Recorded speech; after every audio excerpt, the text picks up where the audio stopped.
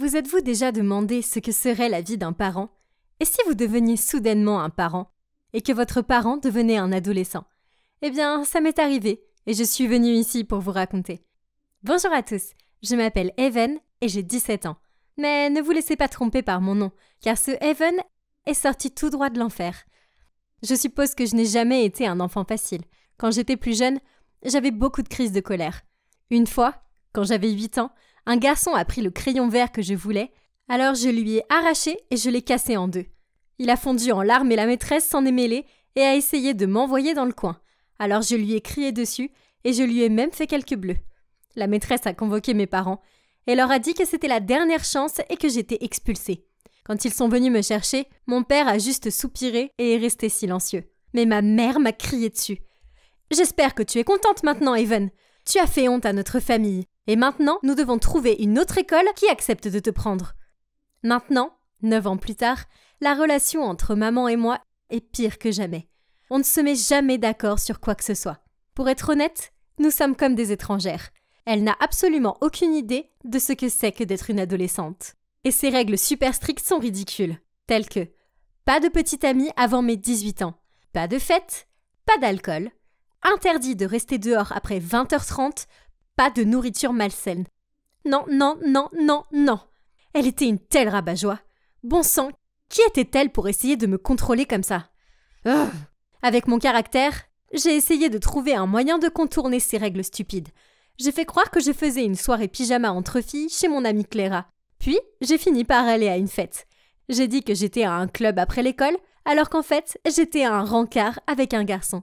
Et j'ai jeté à la poubelle le lunch sain qu'elle m'avait préparé et j'ai commandé un hamburger gras avec des frites au fromage à la place. Je détestais le fait que maman ruine ma vie avec toutes ces règles stupides. Et elle détestait le fait que je ne la respecte pas assez pour suivre ces règles stupides. À cause de ça, on se disputait. Beaucoup. Et mon petit frère John et mon père se retrouvaient souvent coincés au milieu. Je suppose qu'ils ne supportaient pas l'atmosphère glaciale qui régnait entre nous. Alors ils ont fini par organiser eux-mêmes une sortie en famille. Et ça n'allait certainement rien arranger. Rien. Ces règles nous suivaient toujours au parc. Et elles m'avaient même empêché de parler à ce gars vraiment mignon. Et m'avaient crié d'aller m'occuper de John. Oh, je n'étais pas ici pour être une bonne. Quand on est rentré à la maison, elle a insisté pour que je l'aide à préparer le dîner. Alors j'ai servi une bière à papa. Et quand j'ai pensé que maman ne regardait pas, j'ai bu le reste de la canette. Soudain, ma mère a crié. « Qu'est-ce que tu crois faire? Tu es trop jeune pour boire. » Ah, j'ai juste roulé des yeux et dit. « Quoi? C'était juste une toute petite gorgée. Arrête d'être si rigide. Sinon tu vas devenir un vieux pruneau tout ridé. » Puis j'ai jeté la canette par terre et je suis partie. Elle m'a jeté un regard féroce, mais je m'en fichais. Comment pouvait-elle être aussi sérieuse? Ainsi, lorsque nous étions tous assis autour de la table pour dîner, je pouvais sentir la tension entre maman et moi. Elle a passé à John une assiette pleine de nuggets de poulet, mais elle m'a passé une assiette pleine de brocolis. Burk. Où sont mes nuggets? J'ai demandé. Maman a répondu. John est un garçon en croissance. Par contre, toi, tu as besoin de manger des légumes car tu deviens un petit peu rondelette. Comment ose-t-elle? Je n'étais même pas grosse. En fait, je suis si maigre que je pourrais être un mannequin. Si quelqu'un devait faire attention à son poids, c'était elle, pas moi. C'était elle qui se serrait dans son vieux jean moulant. Alors, j'ai pris mon assiette de brocolis et je l'ai jetée à la poubelle. Maman s'est levée et a dit « Bien, reste affamée, je m'en fiche. Et tu dois nettoyer derrière toi à partir de maintenant. » J'ai répondu en hurlant « C'est ridicule! Mon estomac est vide et tu me donnes des corvées? Est-ce de la maltraitance d'enfant ?» C'est alors que mon père nous a fait sursauter en tapant du poing sur la table. « Ça suffit, toutes les deux. Commencez à agir comme des adultes. » Nous avons toutes les deux murmuré « Désolée ». Puis papa a eu une idée folle. « Ok, si vous ne pouvez pas vivre en harmonie, pourquoi ne pas échanger vos places ?»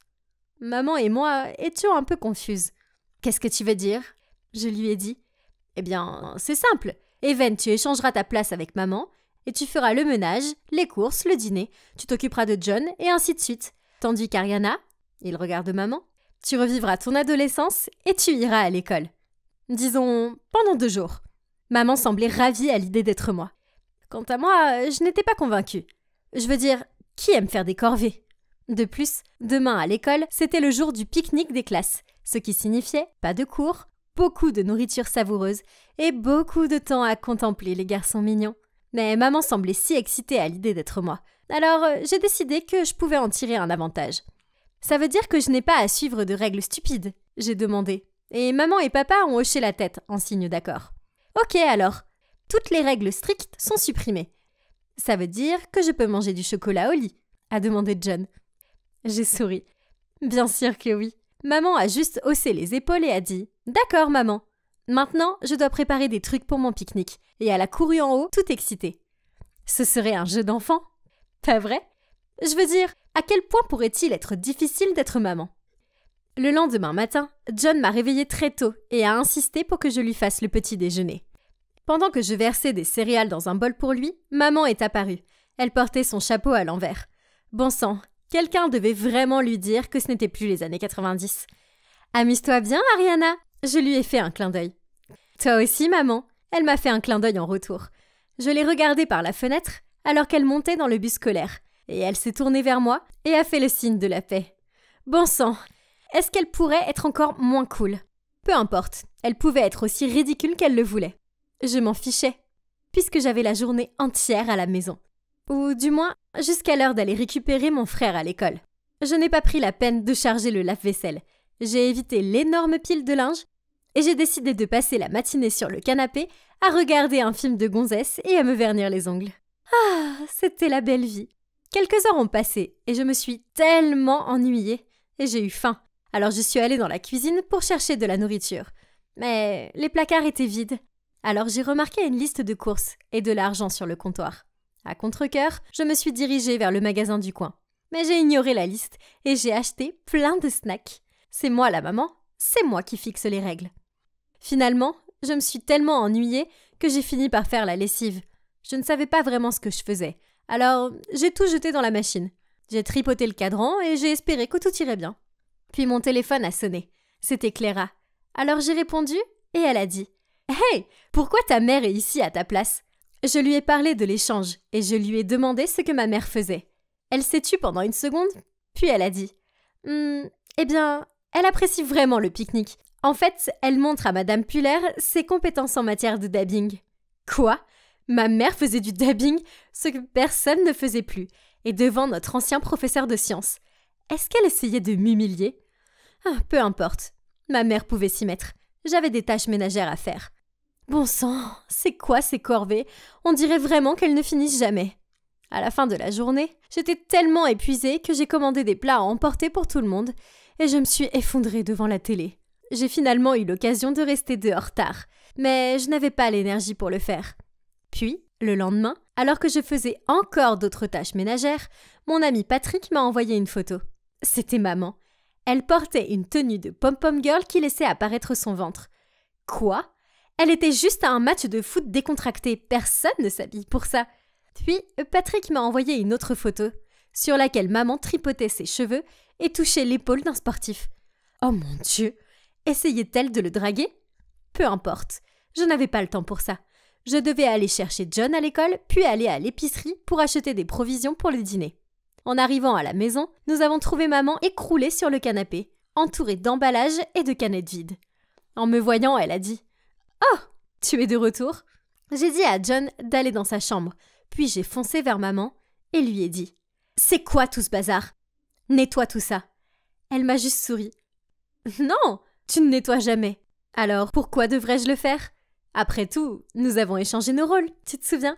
Elle a fini sa bière, puis a roté bruyamment avant de jeter la canette à mes pieds et de s'en aller. C'était tellement agaçant. J'avais déjà rangé le salon une fois aujourd'hui, et maintenant, je devais le faire à nouveau. Ma mère était si injuste. Puis, lorsque j'ai enfin réussi à prendre 5 minutes pour me détendre, avec un chocolat chaud, des bruits sourds sont venus de l'étage. C'était sa musique. Elle était si forte qu'elle faisait trembler le plafond. Bon sang, elle était si désagréable. Et puis soudain, j'ai réalisé que c'était comme ça que j'agissais. Maman était juste moi. Donc, ok, je suppose que j'étais un peu dure parfois. Je suppose qu'être maman n'était pas aussi facile que ça en avait l'air. J'ai donc décidé de me racheter en préparant un délicieux dîner. Mais il y avait un problème, je ne sais pas cuisiner. En fait, la dernière fois que j'ai essayé de cuisiner, j'ai mis le feu au poêle et à la casserole. Donc, par mesure de sécurité, j'ai demandé à Clara et Patrick de m'aider. Ils avaient pris des cours de cuisine, donc ils savaient ce qu'il fallait faire. Nous avons fait un festin de côtes barbecue, de hamburgers, de pain de maïs, de salade, de punch au raisin et, pour le dessert, un fondant au chocolat et une tarte aux myrtilles. Je vous jure qu'ils avaient l'air si bons que j'avais envie de baver dessus. Maman est descendue en mâchant son chewing-gum et en faisant défiler son téléphone. Puis elle a regardé la nourriture et a bégayé. Comment as-tu fait tout ça? Même moi, je ne pourrais pas faire autant de plats. J'ai haussé les épaules et j'ai dit « J'ai eu un peu d'aide de mes amis, c'est tout. » Puis, je me suis arrêtée devant maman et j'ai dit « Je suis désolée d'avoir été une mauvaise fille. Je sais que tu fais beaucoup pour moi et je te promets que je serai meilleure à partir de maintenant. » Maman a commencé à pleurer et a dit « Je suis désolée aussi. Je sais que ce n'est pas facile d'avoir ton âge. Je n'arrive pas à suivre les tendances. Je croyais que le dabbing était populaire. Quoi qu'il en soit, à partir de maintenant, je serai juste envers toi et nous nous amuserons ensemble. » Après ça, on s'est fait un câlin. Puis mon père s'est levé et a dit « Bien, maintenant, quelqu'un veut échanger sa place avec moi ?» John a immédiatement levé la main et tout le monde a pu voir ses yeux s'illuminer. Aussitôt, nous avons tous éclaté de rire en pensant qu'un jour, John ira au travail et parlera de dinosaures aux réunions, tandis que mon père construira un château en Lego pour la petite amie de John à la maternelle. Ma famille est maintenant plus heureuse que jamais. Tout cela grâce à l'idée folle de mon père. Vous ne devriez jamais manquer de respect à vos parents. Sinon, vous pourriez vous retrouver à leur place. Littéralement. Et croyez-moi, je suis prête à accepter des règles strictes et des parents exigeants, si l'alternative est de faire les courses et les tâches ménagères. Bonjour à tous, je m'appelle Gabrielle et voici mon histoire sur ce qui peut arriver quand quelqu'un est trop jaloux de vous et qu'il essaye de ruiner votre vie. Tout a commencé avec ma mère. C'est une belle femme et je lui ressemblais. Alors, quand elle a divorcé de mon père et qu'on a déménagé dans une nouvelle ville, j'ai évidemment commencé dans une nouvelle école. C'est là que les problèmes ont commencé. Je suis devenue populaire très rapidement. Mais pas avec les filles. Ce sont les garçons qui étaient dingues de moi. Et ça me rendait folle. Je voulais juste une vie normale avec de bons amis. Et ce n'était pas ma faute si ma mère m'avait transmise sa beauté. Bref, il y avait une fille en particulier, Céleste, qui ne voulait rien savoir. Elle était également jolie, mais elle était sérieusement jalouse de moi dès le premier jour. Je me souviens que la première semaine, j'ai entendu des filles chuchoter dans les toilettes que j'étais plus jolie que Céleste. Puis Céleste est entrée et on aurait dit qu'elle voulait hurler. Après ça, elle a tout fait pour détruire ma vie. Dans mon ancienne école, j'étais pom-pom girl, alors je les ai rejoints dans cette nouvelle école. Mais j'ignorais alors que Céleste était la chef des pom-pom girls. Elle faisait semblant d'être gentille avec moi à l'entraînement. Puis au premier match de football, on a fait notre numéro que Céleste avait chorégraphié. Elle m'a mise au sommet de la pyramide, en équilibre sur tout le monde. J'étais si nerveuse, mais je savais que je pouvais le faire. Quoi qu'il en soit, alors que je montais là-haut, j'ai soudain vu Céleste chuchoter à la fille à côté d'elle. Puis elle a bougé, et toute la pyramide a commencé à s'écrouler. Elle voulait manifestement me faire du mal, mais ça s'est retourné contre elle et nous sommes toutes tombées sur elle. Tout ce qu'on a entendu, c'était un cri quand son bras s'est cassé. Après, elle a dit à tout le monde que j'étais maladroite, et que c'était de ma faute. Mais je savais qu'elle l'avait planifié, pour que je sois la seule à être blessée. Et c'est pas tout. Le bal de fin d'année approchait, et ma mère m'avait fait la plus belle robe longue en soie. Je me sentais comme une princesse et j'avais hâte de voir ce que les gens allaient penser. Bien sûr, Céleste portait aussi une belle robe, mais tout le monde me regardait moi. Je l'ai vu rouler des yeux. Et puis, alors que je dansais avec deux de mes amis, j'ai senti quelque chose se déchirer. J'ai regardé derrière moi et Céleste était debout sur ma robe. J'arrivais pas à le croire. J'ai essayé de bouger, mais elle ne bougeait pas. Et ça n'arrêtait pas de se déchirer. Soudain, je me suis retrouvée avec une mini-robe et j'avais envie de pleurer. Mais mon amie a rapidement pris des ciseaux et l'a rangée et, croyez-le ou non, elle était encore plus belle qu'avant. Ha! Une fois de plus, Céleste a essayé de me faire passer pour une idiote, mais tout lui est tombé dessus. Tout le monde était impressionné par ma robe, et j'ai même lancé une nouvelle tendance, porter des mini-robes au bal de fin d'année. Cependant, malgré toutes ces farces stupides, il y avait une chose que Céleste avait et que je n'avais pas. Un petit ami. Elle sortait avec Noé, l'un des meilleurs athlètes de l'école. Et chaque fois qu'elle était avec lui et qu'elle me voyait, elle souriait et me regardait de haut en bas comme pour dire qu'elle avait un petit ami et que moi j'en avais pas. Je me fichais de sa stupide compétitivité. Je ne me souciais même pas de ne pas avoir de petit ami. Tout ce que je voulais, c'était qu'elle me laisse tranquille. Très vite, nous sommes devenus ennemis. Je ne pouvais plus la supporter, elle et son comportement agaçant. Mais les choses ont empiré. Un week-end, ma mère m'a conduit à un match et a insisté pour rester afin de regarder ma performance de pom-pom girl. Plus tard, je l'ai aperçue en train de discuter avec un homme et elle avait l'air de passer un bon moment. J'étais heureuse de la voir sourire à nouveau de façon aussi éclatante après tout ce temps. Et comme prévu, peu de temps après, elle me l'a présenté. Mais vous ne croirez pas qui c'était. Il s'est avéré que c'était le père de Céleste, de toutes les personnes sur Terre. Et pire encore, ils étaient maintenant désespérément amoureux et voulaient même se marier. Oh non, si j'avais su qui c'était, je les aurais séparés dès le début. Je ne pouvais pas être la demi-sœur de Céleste, c'était mon pire cauchemar.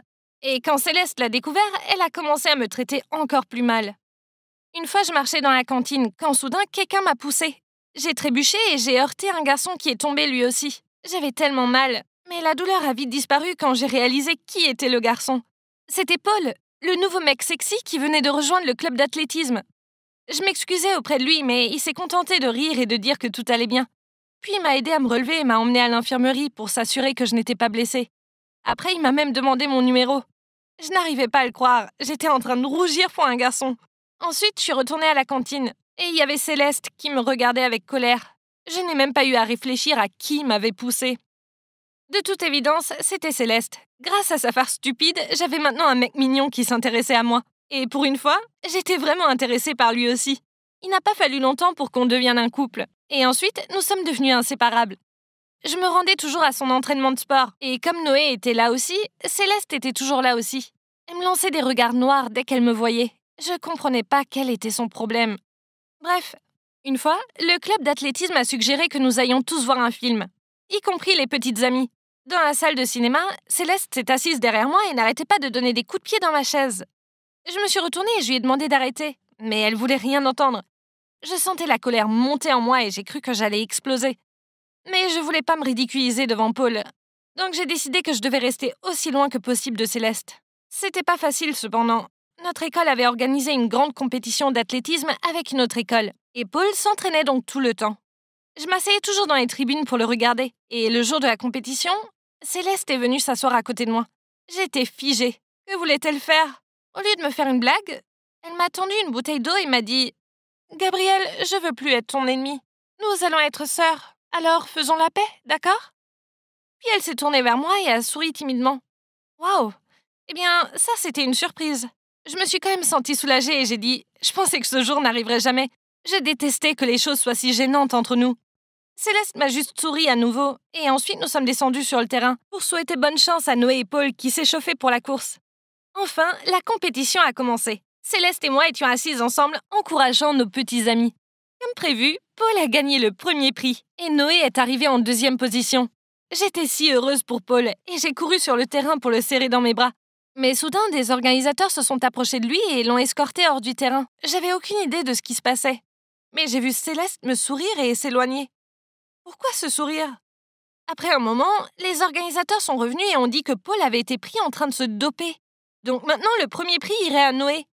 Quoi? Il n'y avait aucune chance que Paul fasse quelque chose d'illégal comme ça. Il n'avait jamais utilisé aucune sorte de substance pour être performant. Il était juste naturellement doué. Tout le monde a commencé à dire des méchancetés sur Paul, et je ne pouvais pas supporter ça. Donc je suis allée le retrouver. Je l'ai vu assis dans le coin du vestiaire, l'air choqué.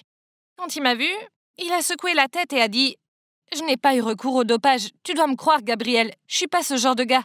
Tout ce que j'ai fait, c'est boire l'eau que tu m'as donnée. Oh mon Dieu, la bouteille d'eau. Céleste me l'avait donnée et m'avait dit que je devais la passer à Paul pour qu'il s'hydrate avant la compétition. Je pensais qu'elle était gentille, mais bien sûr, elle ne l'était pas. C'était de Céleste dont on parlait. Elle avait planifié tout ça. Elle est allée vraiment trop loin. J'ai couru pour la trouver et j'étais en colère. Elle était contente de parler aux autres athlètes, alors j'ai attrapé son poignet et je l'ai tiré. « Comment as-tu pu? Est-ce que tu essayes de ruiner la vie de Paul ?» Je lui criai dessus. Céleste n'a même pas été dérangée. Elle a juste souri et dit « Bah ouais, c'est ça. Et alors ?» Je tremblais à ce moment-là et j'ai dit « Tu es folle. Pourquoi as-tu fait ça? Qu'est-ce que Paul t'a fait? » « Je l'ai fait parce que je te déteste. Tu m'as tout volé, y compris Paul. » Quoi? J'étais tellement confuse. Depuis quand Céleste aime Paul? Noé est apparu à ce moment précis, et il avait manifestement entendu ce qu'elle disait. Il a commencé à crier. « Tu m'as dit que t'avais fait ça pour m'aider à gagner. Mais non, t'es une sale menteuse. Alors t'es juste jalouse de Gabrielle, c'est ça? Ok, maintenant tu peux courir après ton Paul comme tu veux. C'est fini entre nous. » Céleste était choquée. Elle essayait d'expliquer qu'elle avait fait ça pour lui, qu'il l'avait mal comprise. Mais il ne voulait même pas la regarder. Il a dit « Tu t'en sortiras pas comme ça, Céleste. Je vais le dire aux organisateurs tout de suite. » Céleste a essayé de l'arrêter, mais il l'a repoussée. Et elle a fini par tomber par terre où elle a fondu en larmes. Eh ben, elle le méritait. Je suis repartie chercher Paul et les organisateurs ont annoncé qu'il y avait quelques problèmes avec les résultats et que la compétition serait Croyez-vous au destin? Eh bien, je n'y ai jamais cru. Je suis un étudiant de 21 ans qui étudie la finance et la banque. Alors oui, les chiffres sont mon point fort et je raisonne par la logique.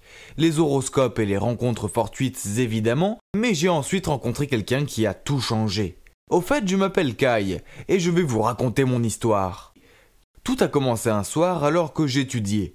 J'ai eu une sérieuse envie de Cheetos, alors je suis sorti pour en acheter. C'est alors que j'ai vu une fille de taille petite crier sur deux types énormes dans le parc. « Hé, le Bigfoot, tu viens vraiment de jeter des ordures? Ramasse-les maintenant ou je vais te flanquer une bonne raclée !» Oh mec, cette fille avait-elle envie de mourir? Et était-elle ivre? Les deux gars n'avaient pas l'air contents. Ils se sont approchés d'elle, l'un d'eux a même levé la main comme s'il allait la frapper. Mais elle a rapidement repoussé sa main, ce qui n'a fait que l'énerver davantage. Mec, je ne voulais pas être impliqué dans tout ça. Alors j'ai fait comme si je ne les avais pas vus et je suis parti. Mais alors que j'étais à quelques pas, j'ai entendu un des gars crier. Puis l'autre gars a dit « Qu'est-ce que? Dégueulasse !» J'aurais pu continuer à marcher, mais non, ma curiosité a pris le dessus. Je me suis retourné et j'ai vu qu'un type était couvert de vomi. Puis la fille m'a montré du doigt et a dit « Chérie, te voilà !» Et elle s'est évanouie. Hein? Je ne la connaissais même pas. Je l'ai fixé, l'air perplexe. Quand un des mecs a crié « Pourquoi tu es toujours là? Ramène vite ta folle de copine à la maison si tu ne veux pas goûter à mon poing. » J'étais tellement effrayé, je me suis précipité et j'ai soulevé cette fille. Je n'avais aucune idée de qui elle était, ni où elle vivait. Ah, c'était fou. Je l'ai posée sur un banc à côté et j'ai regardé autour de moi pour savoir si ces types étaient là. Mais heureusement, ils étaient partis. Je ne savais pas quoi faire, alors je l'ai laissé là et je suis parti. Mais j'ai commencé à me sentir mal. J'étais trop cruel, et si quelque chose d'autre lui était arrivé? Je suis donc retourné et j'ai ramené la fille sur mon dos chez moi. Elle était beaucoup plus lourde qu'elle en avait l'air. Dès que je l'ai déposée sur le canapé, son téléphone a sonné. Alors j'ai répondu « Allô ?» Puis la personne à l'autre bout du fil a demandé « Qui êtes-vous? Où est mon ami ?» J'ai marmonné mon adresse, j'étais sur le point de lui dire de venir chercher son ami, mais elle avait déjà raccroché. Pourquoi était-elle si impolie? J'avais failli me casser le dos à mettre son ami en sécurité. Quel ennui! Cette nuit avait été bien trop dramatique pour moi, et pire encore, je n'avais toujours pas de Cheetos. J'ai décidé de prendre une douche et de dormir un peu. Mais dès que je suis sorti de la salle de bain, on a sonné à la porte. J'ai supposé que ça devait être l'ami de la fille, alors j'ai ouvert la porte. Puis deux flics m'ont immédiatement plaqué contre le mur et m'ont menotté, avant que je puisse comprendre ce qui se passait. L'un d'eux a dit que des accusations d'enlèvement et d'agression avaient été portées contre moi, et j'ai été escorté au poste. Quoi? J'ai essayé d'expliquer ce qui s'était passé, mais ils n'ont pas voulu m'écouter. Cette nuit-là, alors que j'étais assis dans une cellule froide et peu accueillante, j'ai regretté ma gentillesse. Je n'ai pas fermé l'œil. J'espérais juste que le lendemain matin arrive rapidement pour que je puisse confronter cette fille à propos de cette fausse accusation. Mais avant que je puisse le faire, le policier m'a libéré à l'aube.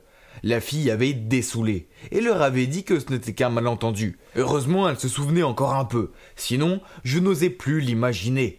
J'ai juré que je ne m'impliquerais plus jamais avec quelqu'un en détresse. Aucune bonne action ne demeure impunie. Vraiment, hein. Quelques jours plus tard, alors que je regardais la télévision, quelqu'un a frappé à ma porte. Et vous ne le croirez pas. C'était la fille ivre. Je l'ai regardée avec méfiance. « Qu'est-ce que tu fais là ?» La fille n'a rien dit. Mais au lieu de cela, elle a froidement glissé devant moi et est rentrée dans ma maison. « Quoi? À quoi jouait-elle ?» Puis elle m'a jeté un regard furieux et m'a interrogé sur cette nuit-là. Après que je lui ai raconté tout ce qui s'est passé, elle a rigolé. « Ok, je te crois. Si je ne te croyais pas, tu le saurais. » Elle a brandi son poing devant moi, j'ai sursauté et j'ai failli tomber sur ma chaise. Puis elle a ricané. « Maintenant j'ai faim, va préparer à manger pour ton invité. » Qu'est-ce qui se passait avec cette fille? Elle était si directe et audacieuse. Je l'ai regardée et j'ai dit « Non ?» Mais elle a continué. « Si tu ne le fais pas, je vais aller voir les flics et changer ma déclaration. » Puis elle s'est levée pour partir. Alors j'ai rapidement dit « Ok, très bien. » Puis j'ai cherché à contre-cœur de la nourriture dans mes placards. Ah, les spaghettis, je vous fais confiance, vous ne me décevez jamais. Donc j'ai préparé des spaghettis avec la sauce bolognaise pour nous.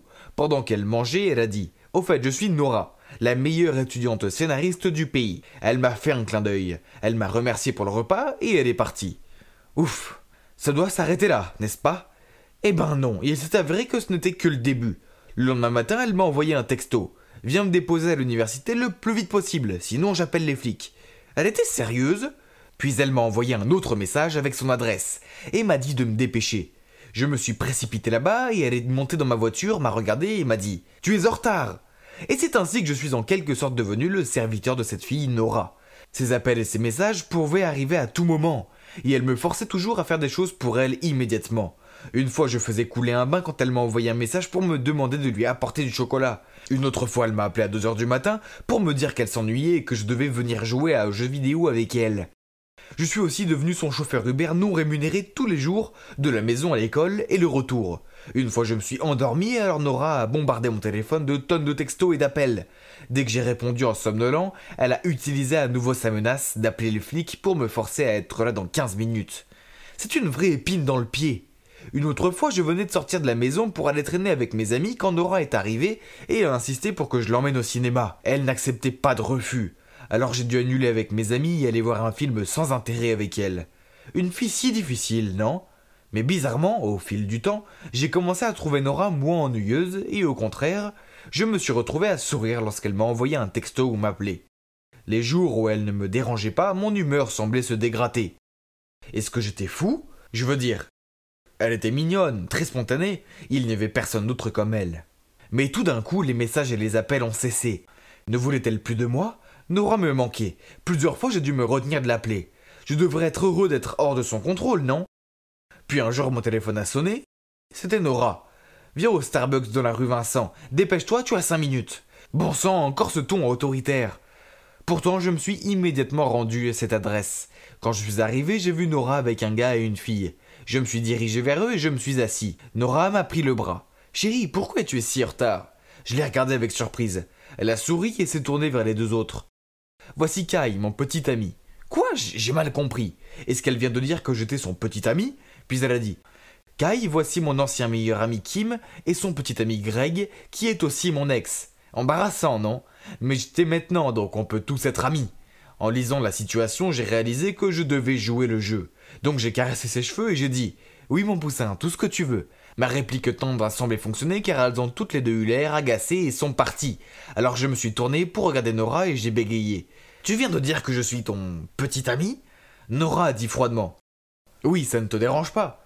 Si ça ne te plaît pas, oublie ça. » Alors qu'elle était sur le point de partir, j'ai tiré sa main et dit « Mais oui, bien sûr, ça a l'air super. » C'est ainsi que nous sommes devenus un couple officiel.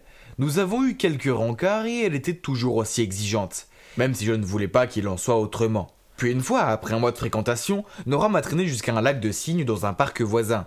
Elle m'a regardé pendant un long moment et a dit « Kai, je vais étudier à l'étranger pendant 1 an. Je pars demain. » Je l'ai regardée d'un air surpris et lui ai demandé pourquoi elle ne me l'avait pas dit plus tôt. Elle a continué. « Je ne voulais pas te rendre triste et je ne sais pas si tes sentiments sont assez développés. Alors écris tes sentiments pour moi et donne-les-moi demain. » Cette nuit-là, j'ai soigneusement écrit toutes mes pensées et tous mes sentiments pour elle. J'avais encore l'espoir que cette année d'amour à distance se termine rapidement. Le lendemain, je l'ai conduit à l'aéroport et lui ai remis ma lettre. À ma grande surprise, Nora m'a également donné une lettre et m'a répété que je ne pourrais la lire qu'à mon retour à la maison. Bien sûr, je lui ai obéi. Alors, je l'ai lue dès que j'ai passé ma porte. Et waouh, je ne m'attendais pas à ça. Dans cette lettre, Nora a avoué que pendant tout ce temps, elle m'utilisait juste pour se venger de son ex, et a profité de moi pour l'oublier. La nuit de notre première rencontre, elle venait de découvrir pour lui et Kim, mais maintenant elle me regrettait la façon dont elle me traitait. À la fin de la lettre, elle a écrit « Si le destin veut que nous soyons ensemble, alors nous nous retrouverons un jour. » J'étais tellement choqué que je l'ai appelée pour lui dire qu'elle n'avait pas à se sentir coupable et que je lui pardonnais. J'ai continué à l'appeler, mais ça n'a pas marché. J'ai également demandé à ses amis, mais personne ne savait comment la joindre. Elle a disparu de tous les médias sociaux et, comme ça, elle a disparu de ma vie. Nora m'a tellement manqué que je me suis mis à espérer que le destin me réunisse avec elle un jour. Puis un jour, alors que je surfais sur YouTube, ce web drama intitulé « My Destiny is Yours » a attiré mon attention. Curieux, j'ai décidé de le regarder, et j'ai regardé les yeux grands ouverts. Mon histoire avec Nora se déroulait devant moi dans chaque épisode. C'est Nora qui l'a écrite, mais comment l'a-t-elle terminée? Elle s'est arrêtée au moment où la fille est partie et a coupé tout contact avec le gars. Une annonce est affichée sur l'écran. Le dernier épisode sera diffusé à 21h ce soir. J'ai regardé anxieusement les secondes s'écouler. Dans le dernier épisode, les deux personnages se sont rencontrés à un lac de cygnes. J'ai eu comme une intuition, alors sans perdre une seconde, j'ai immédiatement couru vers le lac des cygnes dans le parc voisin. Mon cœur s'est emballé quand j'ai vu une fille se tenir là. C'était Nora. J'ai couru si vite que je l'ai prise dans mes bras. Elle m'a serré dans les siens en retour, puis a dit « J'avais un peu peur que tu ne vois pas le film. » Puis elle a souri. Mais ça n'a pas d'importance de toute façon. J'aurais pu simplement t'envoyer un texto. Viens au lac des cygnes maintenant. Et tu serais venu, non ? Puis nous avons tous les deux éclaté de rire et continué à nous serrer dans les bras. Eh bien vous voyez, le destin nous a réunis, Nora et moi. Ce rationnel sceptique croit maintenant beaucoup au destin. Et vous, avez-vous déjà trouvé votre destin ? Bonjour, je m'appelle Adam, j'ai 24 ans et je suis marié à Mathilde, mon amour de lycée. Même si nous n'avons pas encore d'enfants, Mathilde reste à la maison et je travaille. Ça a l'air génial. Non. Vous savez, cette femme, qui était autrefois mignonne et aimante, elle est maintenant une maniaque de contrôle complètement grincheuse. Ne vous méprenez pas, je l'aime toujours beaucoup, mais bon, de qui je me moque ? Je suis juste le mari soumis qui n'ose jamais s'opposer à elle. Je ne suis plus un homme libre, au contraire. Elle insiste pour que je suive ses règles, et je jure qu'elle en invente la plupart au fur et à mesure. Pas de sortie avec des amis, pas de voyage de plus d'une journée, même s'ils sont liés au travail. Le dîner n'est pas autorisé à l'extérieur, sauf si je l'emmène avec moi. Pas de conversation avec des collègues de travail sur les médias sociaux. Je n'ai même pas le droit de m'endormir avant elle, sinon elle me réveille en me criant dessus. Si j'osais enfreindre ces règles, je devais faire ça aux conséquences. Et croyez-moi, elle ne valait pas la peine d'y penser. Par exemple, une fois, je suis resté un peu tard au travail et le lendemain, elle m'a préparé des sandwichs moisis. Je n'ai pas remarqué avant d'en avoir pris une grosse bouchée. C'était dégoûtant. Une autre fois, j'ai rendu visite à mes parents après le travail sans elle. Et elle a rendu mes chemises blanches roses. J'ai dû aller au travail en ressemblant à la panthère rose. Et tous les jours, je rentrais du travail pour entendre ces plaintes interminables. Elle pouvait se plaindre des choses les plus ridicules, telles que la flaque d'eau à l'extérieur de notre maison, qui signifie qu'elle ne pouvait pas aller se promener, car elle ne voulait pas abîmer ses chaussures. Et elle avait accidentellement bu du café normal au lieu du déca. Et maintenant, elle avait un mal de tête. Et ça continuait encore et encore. Et puis, c'est une vraie stalkeuse. Ouais, on dirait que tout ce qu'elle fait toute la journée, c'est espionner nos voisins. Sais-tu que le voisin de droite se promène dans son jardin avec une robe de chambre rose et des pantoufles à sa femme ? Et que la voisine d'en face chante des airs de Noël à son chien ? Oh, on s'en fout. Même si j'ose me moquer ou montrer quelque chose de forme de désintérêt, elle me crie dessus. Alors je prétendais être intéressé en disant des choses comme « C'est vrai ? Oh, c'est bien. Continue s'il te plaît. » Le harcèlement ne s'arrêtait pas non plus lorsque j'étais au travail, car elle m'envoyait constamment des SMS me demandant de rentrer plus tôt à la maison pour réparer l'ampoule, le robinet ou tout autre objet qu'elle avait réussi à casser. Bon sang, pourquoi y avait-il tant de choses cassées ces derniers temps ? Faisait-elle exprès de les abîmer pour que je ne me précipite à la maison, après le travail, pour les réparer ? Non, ça ne peut pas être possible, pas vrai ? Une fois pendant le travail, elle m'a envoyé un message disant que la machine à laver fuyait de partout et m'a demandé d'appeler un réparateur. Je ne comprenais pas pourquoi elle ne pouvait pas en appeler un elle-même, puisque j'étais au travail. Quoi qu'il en soit, j'ai oublié de le faire. Alors elle a appelé sur mon numéro professionnel et a exigé que je rentre chez moi immédiatement. Le problème, c'est que c'est mon collègue de travail qui a répondu au téléphone. Le pauvre gars a dû tenir le téléphone loin de lui car elle criait si fort. « Tu l'as cassé, rentre chez toi et répare-la immédiatement !» J'ai pris le téléphone de mon collègue et j'ai répondu « en quoi c'est ma faute ?» Elle a répondu « Eh bien parce que tu portes 3 tenues en une journée et moi seulement une. Donc c'est toi qui l'as cassée, pas moi. Alors viens la réparer. » Oui, mais je n'ai pas vu la logique dans son argumentaire. Je ne savais plus qui elle était, ni où était passée la belle Mathilde d'autrefois. Ah, comme j'avais envie d'être à nouveau célibataire. Puis alors que je pensais que les choses ne pouvaient pas empirer, eh bien elles l'ont fait. Mon entreprise fêtait son 10e anniversaire. Mon patron a donc organisé une fête et a invité tous les collaborateurs et leurs familles. Oh non, la dernière chose dont j'avais besoin était que ma femme qui me contrôlait m'embarrasse. Mais Mathilde a vérifié mes mails et a découvert la fête. Elle a immédiatement répété sa règle. Le dîner n'est pas autorisé à l'extérieur, sauf si tu m'emmènes avec toi. J'ai forcé un sourire et fait semblant d'être content qu'elle se joigne à moi. J'espère que rien ne se passera. Nous étions à la fête depuis 5 minutes et je souriais poliment à ma collègue. Quand Mathilde est devenue rouge de colère, a renversé son vin sur la robe de cette femme et a dit « oups » et est partie. J'ai passé des serviettes à ma collègue et je me suis excusé. Pourquoi Mathilde était-elle si enfantine? Je ne pouvais pas perdre mon travail à cause de ces crises de jalousie. Puis je l'ai trouvée en train de parler à mon patron. En fait, elle lui criait dessus parce que je faisais trop souvent des heures supplémentaires. Mais quoi? Mon patron était furieux. Maintenant, j'étais sûr que j'allais finir par être licencié. Mais Dieu merci, grâce à un miracle et à beaucoup de supplications auprès de mon patron, je n'ai pas perdu mon emploi. Je me sentais si mal à propos de tout ça. Alors, pendant une de mes pauses déjeuner, j'ai appelé mon ami Martin. Je le connaissais depuis des années. En fait, à l'époque de l'école, il avait le béguin pour Mathilde. Et nous avons tous les deux essayé de gagner son cœur. Bref, c'est du passé. J'avais besoin de me défouler, alors je lui ai dit « À l'école, toi et moi, nous avons pourchassé Mathilde. On s'est même battu pour elle. À l'époque, je pensais avoir gagné, mais maintenant, je pense que c'est toi qui as eu de la chance. » Martin a répondu « Tu sais pourquoi ta vie de couple est si étouffante? C'est parce qu'elle t'aime trop. Si vous avez besoin de plus de liberté, c'est très facile, il suffit de faire en sorte que ta femme t'aime moins. Ne t'inquiète pas, je suis là pour t'aider. » À ce moment-là, j'étais prêt à tout essayer. De plus, c'était mon ami, donc il me soutenait, n'est-ce pas? Alors le plan était de trouver à Mathilde un travail exigeant dans une autre ville. Comme ça, je n'aurais qu'à la voir que les week-ends. J'ai donc demandé à mon vieil ami de laisser Mathilde travailler comme présentatrice de nouvelles sur sa station de radio, sur le point de faire faillite. Mathilde était si contente quand elle a reçu l'offre d'emploi, elle m'a supplié de quitter mon travail et de partir avec elle. Mais je n'étais pas d'accord. J'ai trouvé des excuses en disant que mon travail était trop bon pour que je le quitte. Et je l'ai encouragé en lui disant que c'était une bonne opportunité pour elle, et que je lui rendrais visite les week-ends. Après ça, la vie à laquelle j'ai toujours rêvé est arrivée. C'était un tel bonheur de rentrer du travail sans qu'elle m'harcèle. Je pouvais poser mes pieds sur le canapé, m'endormir quand je voulais, et sortir dîner avec mes collègues sans avoir à l'emmener avec moi.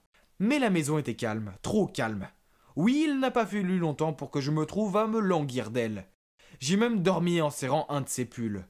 Puis tout d'un coup, tout a pris un sens. Mathilde avait agi de la sorte parce qu'elle s'ennuyait et se sentait seule, coincée à la maison toute la journée. Elle avait envie de me parler, mais je ne faisais que de me moquer d'elle. J'étais un mari tellement terrible. J'avais été idiot et je voulais que ma femme revienne. Alors sans attendre, j'ai acheté le plus gros bouquet de fleurs que j'ai pu trouver et je me suis rendu chez Mathilde dans l'autre ville. Mais quand je suis arrivé dehors, je l'ai vu parler à quelqu'un. C'était Martin, ce serpent vicieux et sournois.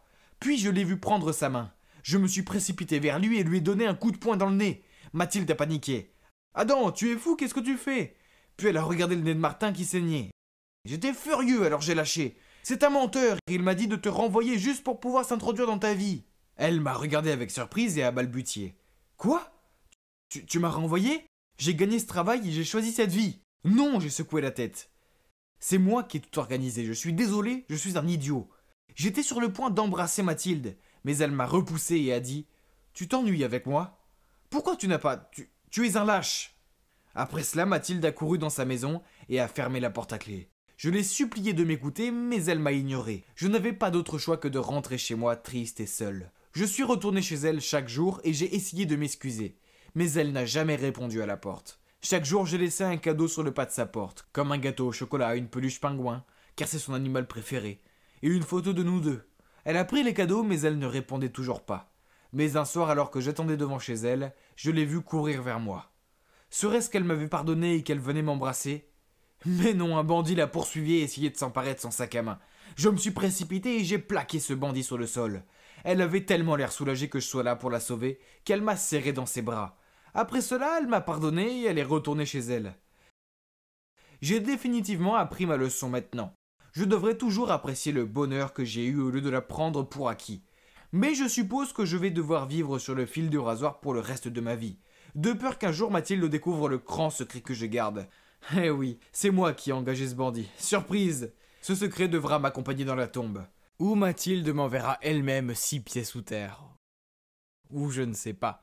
En bref, souhaitez-moi bonne chance, les gars. Avez-vous déjà eu l'impression que votre famille est maudite? Je vis avec ma grand-mère, ma mère et ma grande sœur. Je suis entourée de femmes, mais pas un seul homme. Ça doit être une malédiction parce que mes grands-parents ont eu un mariage terrible. Et le mariage de mes parents aussi avait été un vrai fiasco.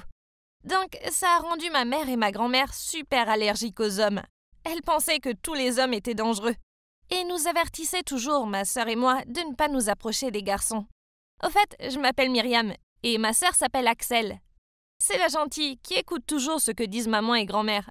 Et je suppose qu'on peut dire que moi, je suis l'enfant rebelle. La plupart de mes amis étaient des garçons. Mais bien sûr, ma famille ne le savait pas. Chaque fois que je parlais de mes amies, je prétendais qu'elles étaient toutes des filles. Sinon, ma mère me tuerait probablement. Même si j'étais entourée d'amis masculins, quand il s'agissait d'amour, c'était une toute autre histoire. J'étais en fait assez timide à ce sujet. Peut-être que ma mère et ma grand-mère avaient vraiment une influence sur moi, car chaque fois qu'un garçon me disait que je lui plaisais, je ne le croyais pas. Une fois, au collège, j'ai presque cru un garçon. Il disait qu'il était fou amoureux de moi et qu'il serait même prêt à mourir pour moi. Il s'asseyait littéralement devant notre porte d'entrée du matin au soir, attendant que j'accepte d'être sa petite amie. Mais il n'a pas pu échapper à la colère de ma mère. Quand elle l'a surpris, elle lui a jeté un seau d'eau et il s'est immédiatement enfui. Il est clair qu'il ne voulait pas mourir pour moi. Il y a eu d'autres garçons qui disaient aussi qu'ils ne pouvaient pas vivre sans moi, mais je les vois toujours se balader en vie et en bonne santé. Donc, je suppose que ma mère et ma grand-mère avaient raison. Les hommes sont une bande de menteurs. Mais il y avait toujours des exceptions. Et mon exception était Samuel. Oh, le rêveur Samuel. Je l'ai rencontré dans un magasin de disques. Et nous sommes allés chercher le même disque exactement au même moment. J'ai eu le coup de foudre dès le premier regard. Tous ces avertissements sur les garçons ont quitté ma tête. Et je pouvais à peine voir. Mes yeux s'étaient transformés en émojis de cœur. La suite a marqué l'histoire. Nous sommes tombés amoureux l'un de l'autre. Nous sommes devenus un couple. Et j'ai fini par trouver le courage de le ramener à la maison. Je parie que personne ne pourrait refuser un gars aussi mignon, y compris ma grand-mère et ma mère. Je ne savais pas que je l'invitais en fait dans la fosse au lion. Dès qu'il est entré dans notre maison, il a fait un câlin à ma grand-mère et il a dit « Vous devez être la mère de Myriam, je vois d'où elle tient sa beauté. » Puis il s'est tourné vers ma mère et a dit « Salut Axel, t'es encore plus jolie que sur les photos. » Mais c'est alors qu'Axel est apparu. Et Samuel a réalisé qu'il n'avait pas prévu que j'aurais une grand-mère et une mère aussi jeunes et aussi belles. Ma mère et ma grand-mère ont essayé de cacher leur amusement. Et Samuel m'a fait un clin d'œil. Oh là là, il était rusé. Au milieu du dîner, quand Samuel est allé aux toilettes, j'ai remarqué que ma mère et ma grand-mère se souriaient l'une à l'autre. Elles préparaient quelque chose. Et si elles avaient mis quelque chose dans la nourriture? Je ne leur faisais pas confiance. Alors je leur ai demandé ce qui se passait. Mais elles m'ont souri gentiment et m'ont dit « Rien, ma chérie ». J'ai pris une bouchée de sa purée de pommes de terre et c'était tellement salé. Je leur ai demandé pourquoi elles avaient fait ça. Et ma grand-mère a répondu « Nous voulons juste voir s'il est un menteur comme tous les autres hommes, chérie. Voyons s'il choisira d'être un homme poli ou honnête. » Quand Samuel est revenu, ma grand-mère lui a demandé s'il aimait sa cuisine. Et il a répondu « C'est délicieux, merci. Ça me plaît que tu ne te prives pas de sel. Ça fait vraiment ressortir les saveurs naturelles de la pomme de terre. » Ha! Ça c'est mon mec. Bien joué, Samuel. Ma grand-mère et ma mère n'ont pas arrêté leur farce pour autant. Elles étaient déterminées à ridiculiser Samuel. Ma mère lui a demandé de l'aider à prendre le dessert dans le frigo. Et elle a mis une fausse araignée en plastique sur le gâteau. Elle voulait manifestement lui faire peur. Mais il n'est pas tombé dans le panneau. Il l'a juste enlevé et l'a laissé sur la table. Et après le dîner, ma grand-mère lui a demandé s'il voulait se joindre à elle pour fumer. Mais il a poliment refusé. Il était clair qu'il n'allait pas trouver ses faiblesses aussi facilement. Quand nous avons fini de dîner, Axel est monté dans sa chambre. Peu après, ma grand-mère et ma mère ont soudainement dit qu'elles avaient entendu quelqu'un appeler dehors. Alors elles se sont levées et sont sorties pour vérifier. Je pouvais voir leur visage frustré, car elles ne trouvaient aucune raison d'interdire mon histoire d'amour avec Samuel. Elles devaient donc sortir pour discuter. J'ai dit à Samuel d'attendre dans la cuisine pendant que j'allais les espionner. Mais dès que je suis entrée dans le couloir, toutes les lumières se sont soudainement éteintes. Et j'ai entendu quelqu'un défoncer la porte. J'étais tellement paniquée que j'ai poussé des cris incontrôlables. Et je n'ai pas pu m'empêcher de trembler, de me tenir la tête et de crier à l'aide. J'avais tellement peur. Mon Dieu, j'ai même entendu un bruit comme celui d'un pistolet qu'on charge. Étions-nous sur le point d'être cambriolés? Je suis restée là, figée sur place. J'étais terrifiée. Mais ensuite, j'ai senti une main sur mon épaule et j'allais mourir de peur. Mais heureusement, ce n'était que Samuel. Il m'a approché de lui tout en tenant quelque chose comme un bougeoir. Puis il était sur le point de me laisser là pour faire face à celui qui avait causé ça. Mais j'avais tellement peur que je l'ai serré très fort et j'ai fondu en larmes. Soudain, la lumière est revenue. Et après avoir été éblouie pendant un moment, j'ai remarqué que ma mère et ma grand-mère se tenaient juste là devant moi. Ma grand-mère a crié « Qui es-tu » Je savais pas de quoi elle parlait, alors j'ai levé les yeux vers Samuel et j'ai sursauté. Oh, c'était pas Samuel, c'était un inconnu. J'ai couru vers ma mère et j'ai dit « C'est un voleur, il a une arme !» Ma grand-mère a rigolé et a dit « Il n'y a pas de voleur, idiote. C'était juste un test pour ton petit ami. On voulait voir s'il était courageux. » Puis ma grand-mère a regardé vers la cuisine et Samuel était là, replié sous la table. Vraiment ? Comment maman et grand-mère voulaient-elles qu'il réagisse dans une situation aussi dangereuse ? Bref, c'était tellement gênant de le voir comme ça. Mais attendez, qui était cet inconnu ? Soudain, il a parlé et a dit « En fait, je suis Baptiste, le petit ami d'Axel. » Ma mère et ma grand-mère ont été choquées. Ma mère a crié à l'étage « Axel, descends tout de suite !» Eh bien, c'était gênant. Il s'est avéré que Baptiste et Axel sortaient secrètement ensemble depuis plus d'1 an. Il avait même une échelle de corde qu'il utilisait pour monter dans sa chambre chaque week-end. Je n'arrivais pas à le croire. J'ai lancé un regard vers Axel. Tout ce temps, j'ai cru que cette jeune fille était innocente et qu'elle lisait dans sa chambre, alors qu'en fait, elle faisait semblant de croire à tout ce que maman et grand-mère disaient, et qu'elle se faufilait avec un petit ami derrière notre dos. Bien qu'on ne puisse pas nier que Baptiste était un bon gars. Dès que les lumières s'étaient éteintes, il avait caché Axel dans un coin, et était descendu pour enquêter et s'occuper de moi, sans se soucier du danger. Pauvre Samuel, il n'avait pas réussi ce test-là. Mais je ne pouvais pas lui en vouloir. Quant à ma mère et ma grand-mère, elles étaient tellement choquées qu'elles ne pouvaient même pas parler. Axel leur a demandé d'accepter Baptiste et de leur donner la permission officielle de sortir ensemble. Mais ma mère et ma grand-mère l'ont simplement ignoré et sont allées dans leur chambre. Après ça, Baptiste était souvent là. Mais ma mère et ma grand-mère l'ont traité de la même façon qu'elle l'avait fait avec Samuel, en n'arrêtant pas de le tester. Un soir, elles ont même fait un test pour voir s'il était intelligent. Et elles ont même envoyé de faux messages sur le téléphone de Axel en prétendant être un autre gars pour voir s'il serait jaloux. Mais il n'est pas tombé dans le panneau. Axel et lui formaient un couple solide. Pauvres Baptiste et Samuel, ils n'avaient pas de répit. Ma mère et ma grand-mère disaient constamment que Samuel était un lâche et que Baptiste était sournois. Et elles étaient si grossières avec eux.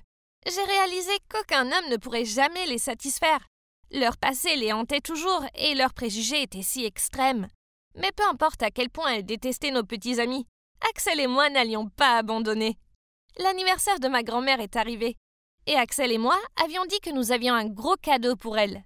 La réponse de grand-mère a été « Les filles, le seul cadeau que je veux maintenant, c'est que vous larguiez toutes les deux vos petits amis. C'est la seule chose qui me rendra heureuse. » Axel a souri et a dit « Bien sûr, grand-mère, tout ce que tu veux. » Puis elle a sorti un test de grossesse et a dit « Mais grand-mère, je vais avoir un bébé avec Baptiste, mais si ça peut te faire plaisir, je romprai avec lui et j'élèverai le bébé toute seule. Comme tu as élevé maman et comme maman a élevé Myriam et moi. » Ma mère et ma grand-mère semblaient sur le point de s'évanouir. Et avant qu'elles ne puissent en dire plus, j'ai continué. « Samuel et moi aussi allons rompre, même si je veux que vous sachiez à quel point je l'aime. Si tu préfères que je sois seule pour le reste de ma vie, je le ferai. Parce que, comme tu le dis toujours, les hommes sont du poison. En fait, j'ai décidé d'entrer au couvent. Je quitte l'école et je pars pour le monastère la semaine prochaine. » À ce moment-là, ma mère a fondu en larmes et m'a pris la main en disant « Bébé, non, ne choisis pas un chemin si solitaire, reste avec nous. » Ma grand-mère pleurait aussi et prenait Axel dans ses bras en disant « Chérie, ne sois pas stupide. Ton bébé ne peut pas grandir sans père. Baptiste est un type formidable. Ne m'écoute pas, il est génial. Je suis tellement désolée. » Donc voilà, Axel et moi sommes toujours avec Baptiste et Samuel. Et nous ne pourrions pas être plus heureuses. Maman et grand-mère ont fini par les accepter. Et j'ose le dire, elles sont même gentilles avec eux maintenant. Il y a juste un petit problème. Comment Axel va-t-elle expliquer le fait que son ventre ne grossit pas? Wink wink. On dirait que ma mère et ma grand-mère ne sont pas les seules à savoir tester les gens. Ça doit être dans nos veines.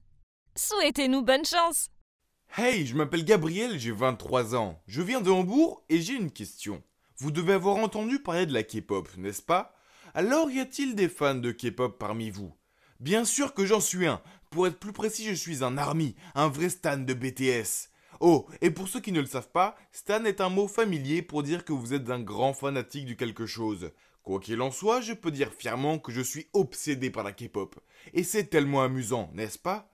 Mais tout le monde ne comprend pas cela. En fait, voici mon histoire sur la façon dont les gens m'ont traité parce que je suis un fanboy. Et c'est devenu assez dramatique. Les gens pensent toujours que nous aimons la K-pop juste parce que les stars sont belles. Mais non, ce n'est pas seulement ça. Sérieusement, je parie que ceux qui détestent la K-pop ne l'y ont même pas écouté proprement. Alors, vous qui détestez la K-pop, écoutez-moi et je vais commencer par remonter jusqu'au moment qui a changé ma vie, lorsque j'ai découvert la K-pop pour la première fois. Tout a commencé lorsque ma camarade de classe Rose regardait ce clip vidéo intitulé Dope pendant la récréation. J'ai été curieux et je l'ai rejoint. Et oh là là, je n'avais jamais vu quelque chose d'aussi impressionnant. Le tournage, la chorégraphie, c'était fantastique. Je n'arrivais pas à me sortir la chanson de la tête, et la vidéo était tellement amusante à regarder. Il n'avait pas besoin de filles sexy ni de super bagnoles pour la rendre accrocheuse. Ce n'est que du pur talent. Après cela, j'ai commencé à écouter davantage du K-pop, et je suis devenu un fan de plusieurs groupes, mais BTS est toujours mon unique véritable amour. Je les aime, et ça ne me dérangerait pas de les partager sur mon Instagram, qui m'aide aussi à me faire des amis parmi beaucoup d'autres amis du monde entier. Surtout des filles, mais aussi beaucoup de gars, et ils m'envoient souvent des messages pour me dire à quel point ils m'admirent pour être aussi ouverts qu'à mon amour pour la K-pop. Ils m'ont dit qu'ils aimeraient avoir le même courage que moi, car beaucoup d'entre eux se sont fait ridiculiser parce qu'ils aimaient les artistes masculins coréens. C'est ridicule. Nous sommes en 2021. Nous pouvons aimer qui nous voulons, et nous ne devrions pas avoir à taire nos passions. Cependant, je comprends parfaitement ce qu'ils ont ressenti. Je suis passé par là et c'est dur. Une fois au lycée, j'étais tellement content de montrer à Rose mon nouvel album de BTS. Nous hurlions et crions, tandis que je parcourais soigneusement chaque page comme si c'était mon bien le plus précieux. Quand un sportif est passé avec son équipe et me l'a arraché des mains, puis il a dit « C'est quoi ce magazine pour ados ? Ils avaient tous eu des recours à la chirurgie plastique, n'est-ce pas ?» Puis un autre type a dit « Pourquoi tu aimes ces types ? T'es gay ou quoi ?» Puis ils sont partis en riant. J'étais tellement en colère que je voulais le jeter si loin de la terre que même Google ne pourrait pas le trouver. Mais je ne pouvais rien faire. Ils étaient bien plus grands que moi et me réduiraient en miettes si j'essayais. Alors j'ai trouvé une meilleure idée. J'ai commencé à aller au gym. Je voulais être musclé comme John Cook. Comme ça, je n'aurais plus peur des losers qui s'en prennent à moi et mes amis. Oh, et au fait, je ne suis pas gay. C'est juste une autre chose que nous, les fanboys, devons gérer. Il n'y a rien de mal à être gay. Mais supposer que je le suis parce que j'aime la K-pop est stupide. La K-pop est pour tout le monde. Quoi qu'il en soit, après le lycée, les choses s'amélioraient car les gens au collège étaient moins curieux. Nous avions tous grandi, et vous ne croirez pas à quel point j'étais devenu musclé. Les filles ont commencé à s'intéresser à moi, mais il n'y avait qu'une seule fille pour laquelle j'avais du béguin. Elle s'appelait Alice, et elle était très mignonne. Cependant, il y avait juste un petit problème. Et par petit, je veux dire énorme. Elle n'aimait pas la K-pop. Une fois alors qu'on étudiait, elle s'est assise plus près de moi et m'a demandé avec un sourire « Qu'est-ce que tu écoutes ?» Puis elle a pris une de mes oreillettes. « Qu'est-ce que c'est, une sorte de chorale ?» Puis elle s'est mise à lire avec un regard dégoûté. « Quoi ? C'est mon parti pris, hein. Rap Monster pétait le feu. Je ne savais pas qu'elle était de si mauvais goût. Mais j'ai laissé passer cette fois-ci puisque je ne voulais pas en faire toute une histoire à la bibliothèque. Après ça, les choses ont repris et sa haine pour la K-pop est devenue plus évidente. Chaque fois que j'en parlais, elle roulait les yeux et changeait de sujet. Et quand les nouveaux clips sortaient et que j'avais hâte de lui montrer, elle se contentait de les faire défiler sur son téléphone et de les ignorer. À part ça, elle était toujours si gentille, et on a continué à sortir ensemble. Mais nous n'aurions pas dû. Une fois nous traînions au centre commercial et c'était un jour assez spécial pour moi car c'était l'anniversaire des débuts de BTS. J'étais si content et j'avais même mis mon sac à bandoulière BTS avec un porte-clés Koya pour compléter le look. Je trouvais que j'avais l'air très cool, mais Alice a éclaté de rire quand elle m'a vu et m'a dit « Oh mon Dieu, tu as emprunté le sac à ta sœur ou quoi ?» J'ai essayé de lui expliquer et lui dit « Non, c'est le mien et c'est mon bébé Koya. » Mais elle m'a juste coupé et a roulé des yeux en disant que nous serions en retard pour le cinéma. Elle a un peu cassé mon ambiance, mais c'était la journée des BTS, alors je ne voulais pas que quelque chose le gâche. On faisait la queue pour acheter du popcorn quand j'ai senti quelqu'un me taper sur l'épaule. Excusez-moi, je n'ai pas pu m'empêcher de remarquer votre Koya. Êtes-vous peut-être un Army ? Et j'ai terminé sa phrase par un cri. On était tellement contents qu'on a parlé dans un charabia que seuls les Army pouvaient comprendre. Il s'est avéré que J-Hope était son idole, et qu'il s'appelait Louis. Puis il m'a même offert des cartes photos qu'il venait d'imprimer.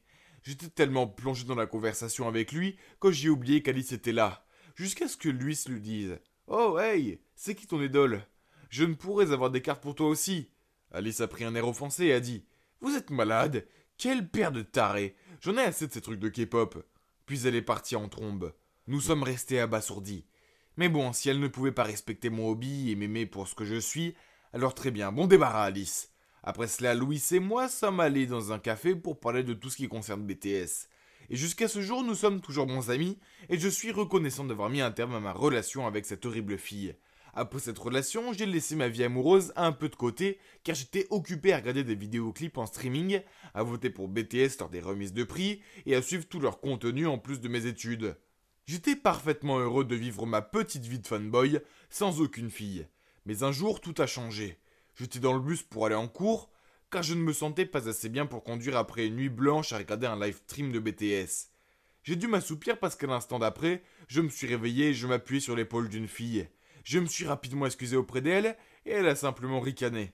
Puis j'ai regardé de plus près et, oh mon Dieu, je n'avais jamais rencontré une aussi belle fille dans ma vie. Elle était comme un mélange de 4 membres de Blackpink. Heureusement, j'étais assez intelligent pour lui demander son numéro et lui proposer de lui offrir une boisson pour me faire pardonner d'avoir presque bavé sur son épaule.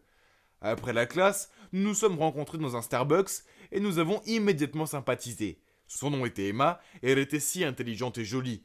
Je devais la séduire pour qu'elle devienne ma petite amie. J'ai donc décidé de changer un peu de tactique.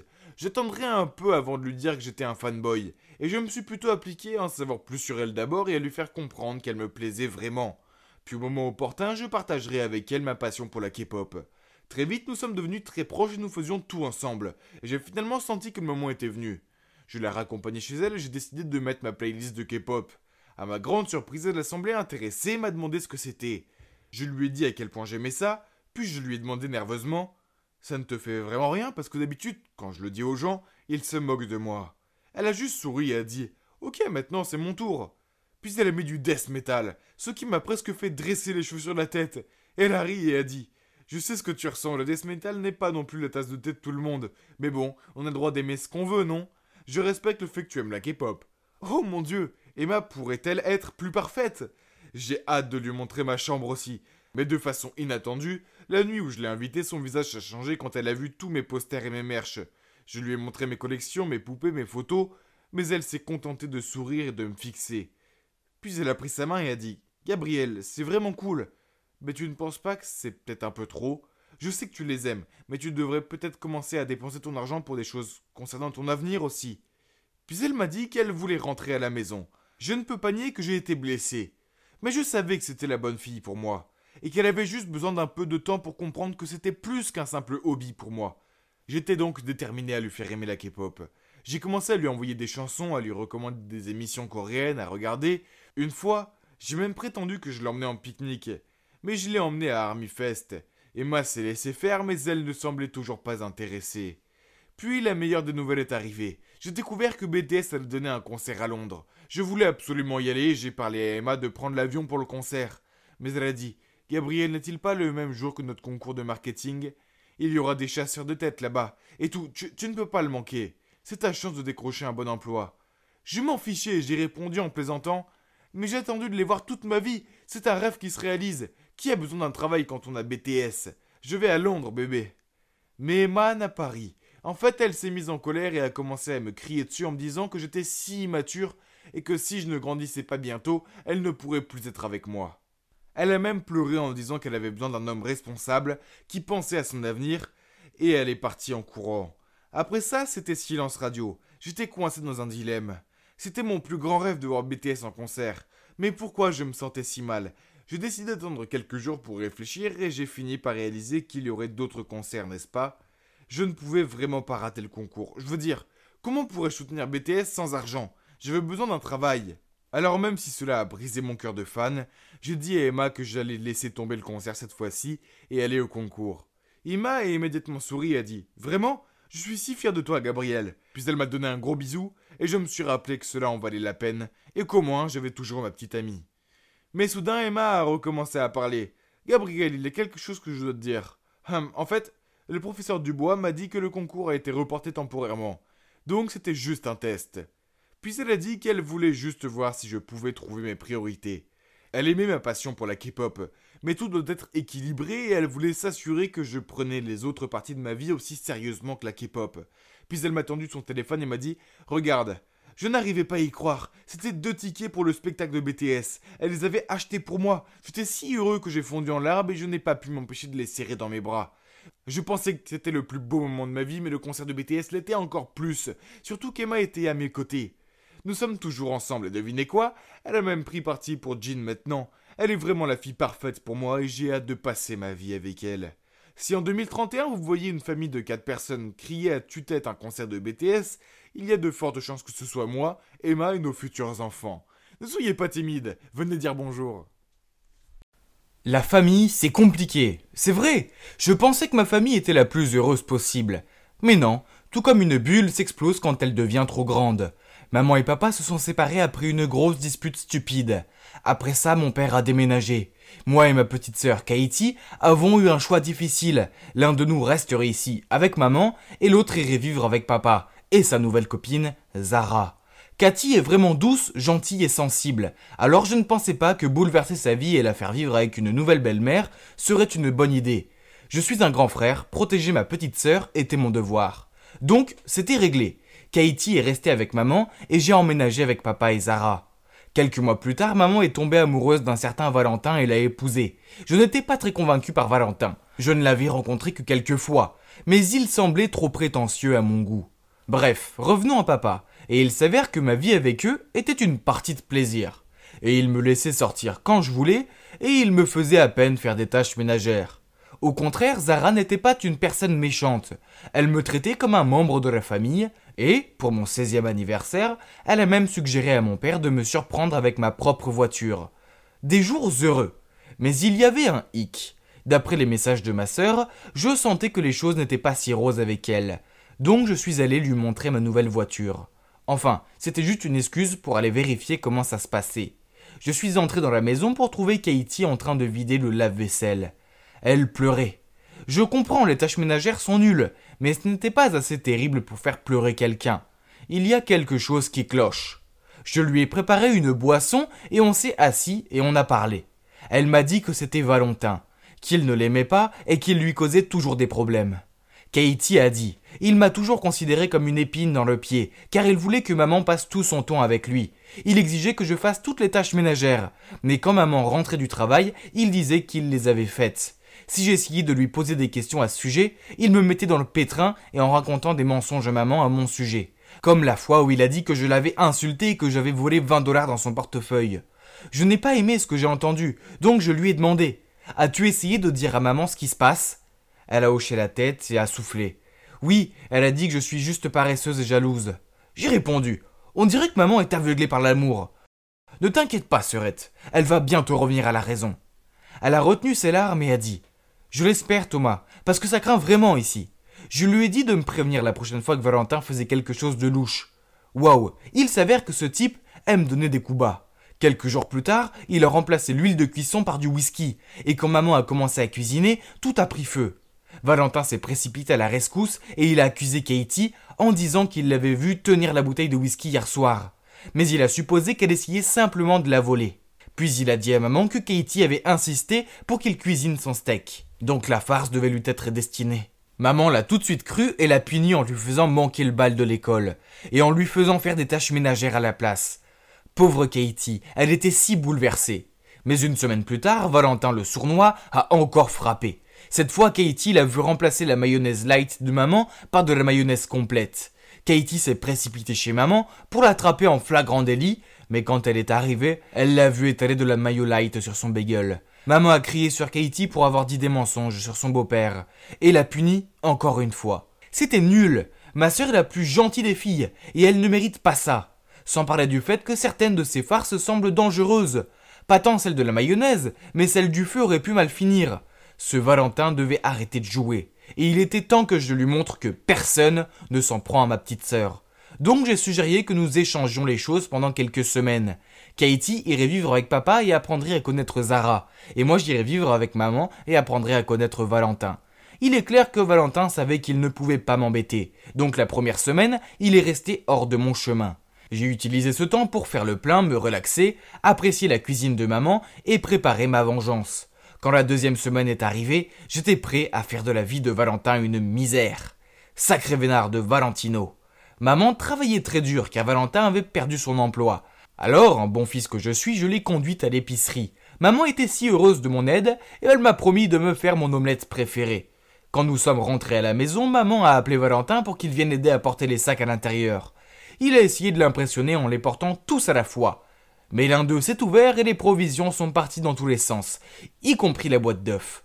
Oups, maman était furieuse et lui a crié « Voilà ce qui arrive quand on essaye de se vanter et faire l'homme fort. Maintenant, je ne peux pas avoir d'omelette pour mon dîner et j'attendais ça avec impatience. » Haha, voir son expression stupéfaite était tellement drôle. Oui, j'ai fait un trou dans le fond du sac pour que ça arrive. J'en avais pas encore fini avec lui. Aucune chance. Donc les jours suivants, quand maman est partie super tôt pour le travail, j'ai versé des cornflakes partout, jeté du linge sale sur le sol, mis la gamelle du chien sur le canapé et j'ai marché partout avec mes baskets sales. J'ai même emporté le petit déjeuner que maman avait préparé pour Valentin à l'école pour qu'il se réveille affamé et qu'il passe la journée à nettoyer mon désordre. Ah! Naturellement, Valentin n'était pas content de moi. Alors quand je suis rentré de l'école, il m'a forcé à tondre la pelouse. Ce gars avait l'air si fatigué d'avoir passé la journée à débarrasser mes affaires. Alors, ça me va. Quand maman est rentrée et m'a vu, j'ai repris mon souffle et j'ai dit « J'ai eu une journée chargée avec l'école, mais Valentin m'a quand même fait faire toutes les corvées. Je suis si fatigué, maman. » Maman s'est précipitée à l'intérieur et a trouvé Valentin en train de regarder des dessins animés. Alors elle lui a crié dessus « Tu es à la maison toute la journée. Alors pourquoi tu ne tonds pas la pelouse au lieu d'obliger mon fils à le faire ? Moi je dois aller travailler et mon fils doit faire des sales corvées. Alors quel est exactement ton rôle dans cette maison ?» Valentin est resté bouche bée. Mais ça ne s'est pas arrêté là, car maman était tellement en colère qu'elle l'a fait dormir sur le canapé. Valentin m'a évité après ça, mais ce n'était pas suffisant. Je devais faire en sorte qu'il laisse ma sœur tranquille. Je devais faire comprendre à Valentin que sa façon de faire était mauvaise. Je savais que maman et Valentin avaient une tirelire dans leur chambre pour leurs futurs enfants. Alors, quand ils n'étaient pas là, je me suis faufilé dans leur chambre, j'ai cassé la tirelire et j'ai caché l'argent dans la veste de Valentin. Ce soir-là, après le dîner, j'ai demandé à maman si je pouvais emprunter ses écouteurs. Elle est allée les chercher dans sa chambre, juste au moment où Valentin a pris sa veste et est allé partir. Au moment où il a franchi la porte, nous avons entendu un cri affolé à l'étage. C'était ma mère. Elle avait dû trouver la tirelire cassée et a couru en bas en criant après Valentin. Il est resté sur le pas de la porte, confus. Mais elle a vérifié ses poches et voilà, l'argent était là. Elle l'a agité en colère devant son visage. « C'est quoi ça, hein ? Tu vas dépenser les économies pour notre enfant, c'est ça ? Tu ne gagnes pas d'argent, alors arrête de tout gâcher. » Ils se sont disputés dehors. Alors je suis monté dans ma chambre et j'ai regardé par la fenêtre. Soudain, une voiture s'est arrêtée et une fille bien habillée en est sortie. Oh wow, c'était Katie.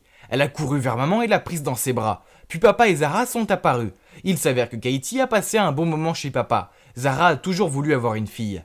Alors quand Katie est arrivée, elle était si heureuse qu'elle l'a emmenée faire du shopping, l'a coiffée et l'a gâtée. Quand maman a regardé sa propre fille qui avait une meilleure vie avec sa belle-mère, j'étais sûr qu'elle a réalisé à quel point elle était mauvaise. Je pouvais voir son visage honteux.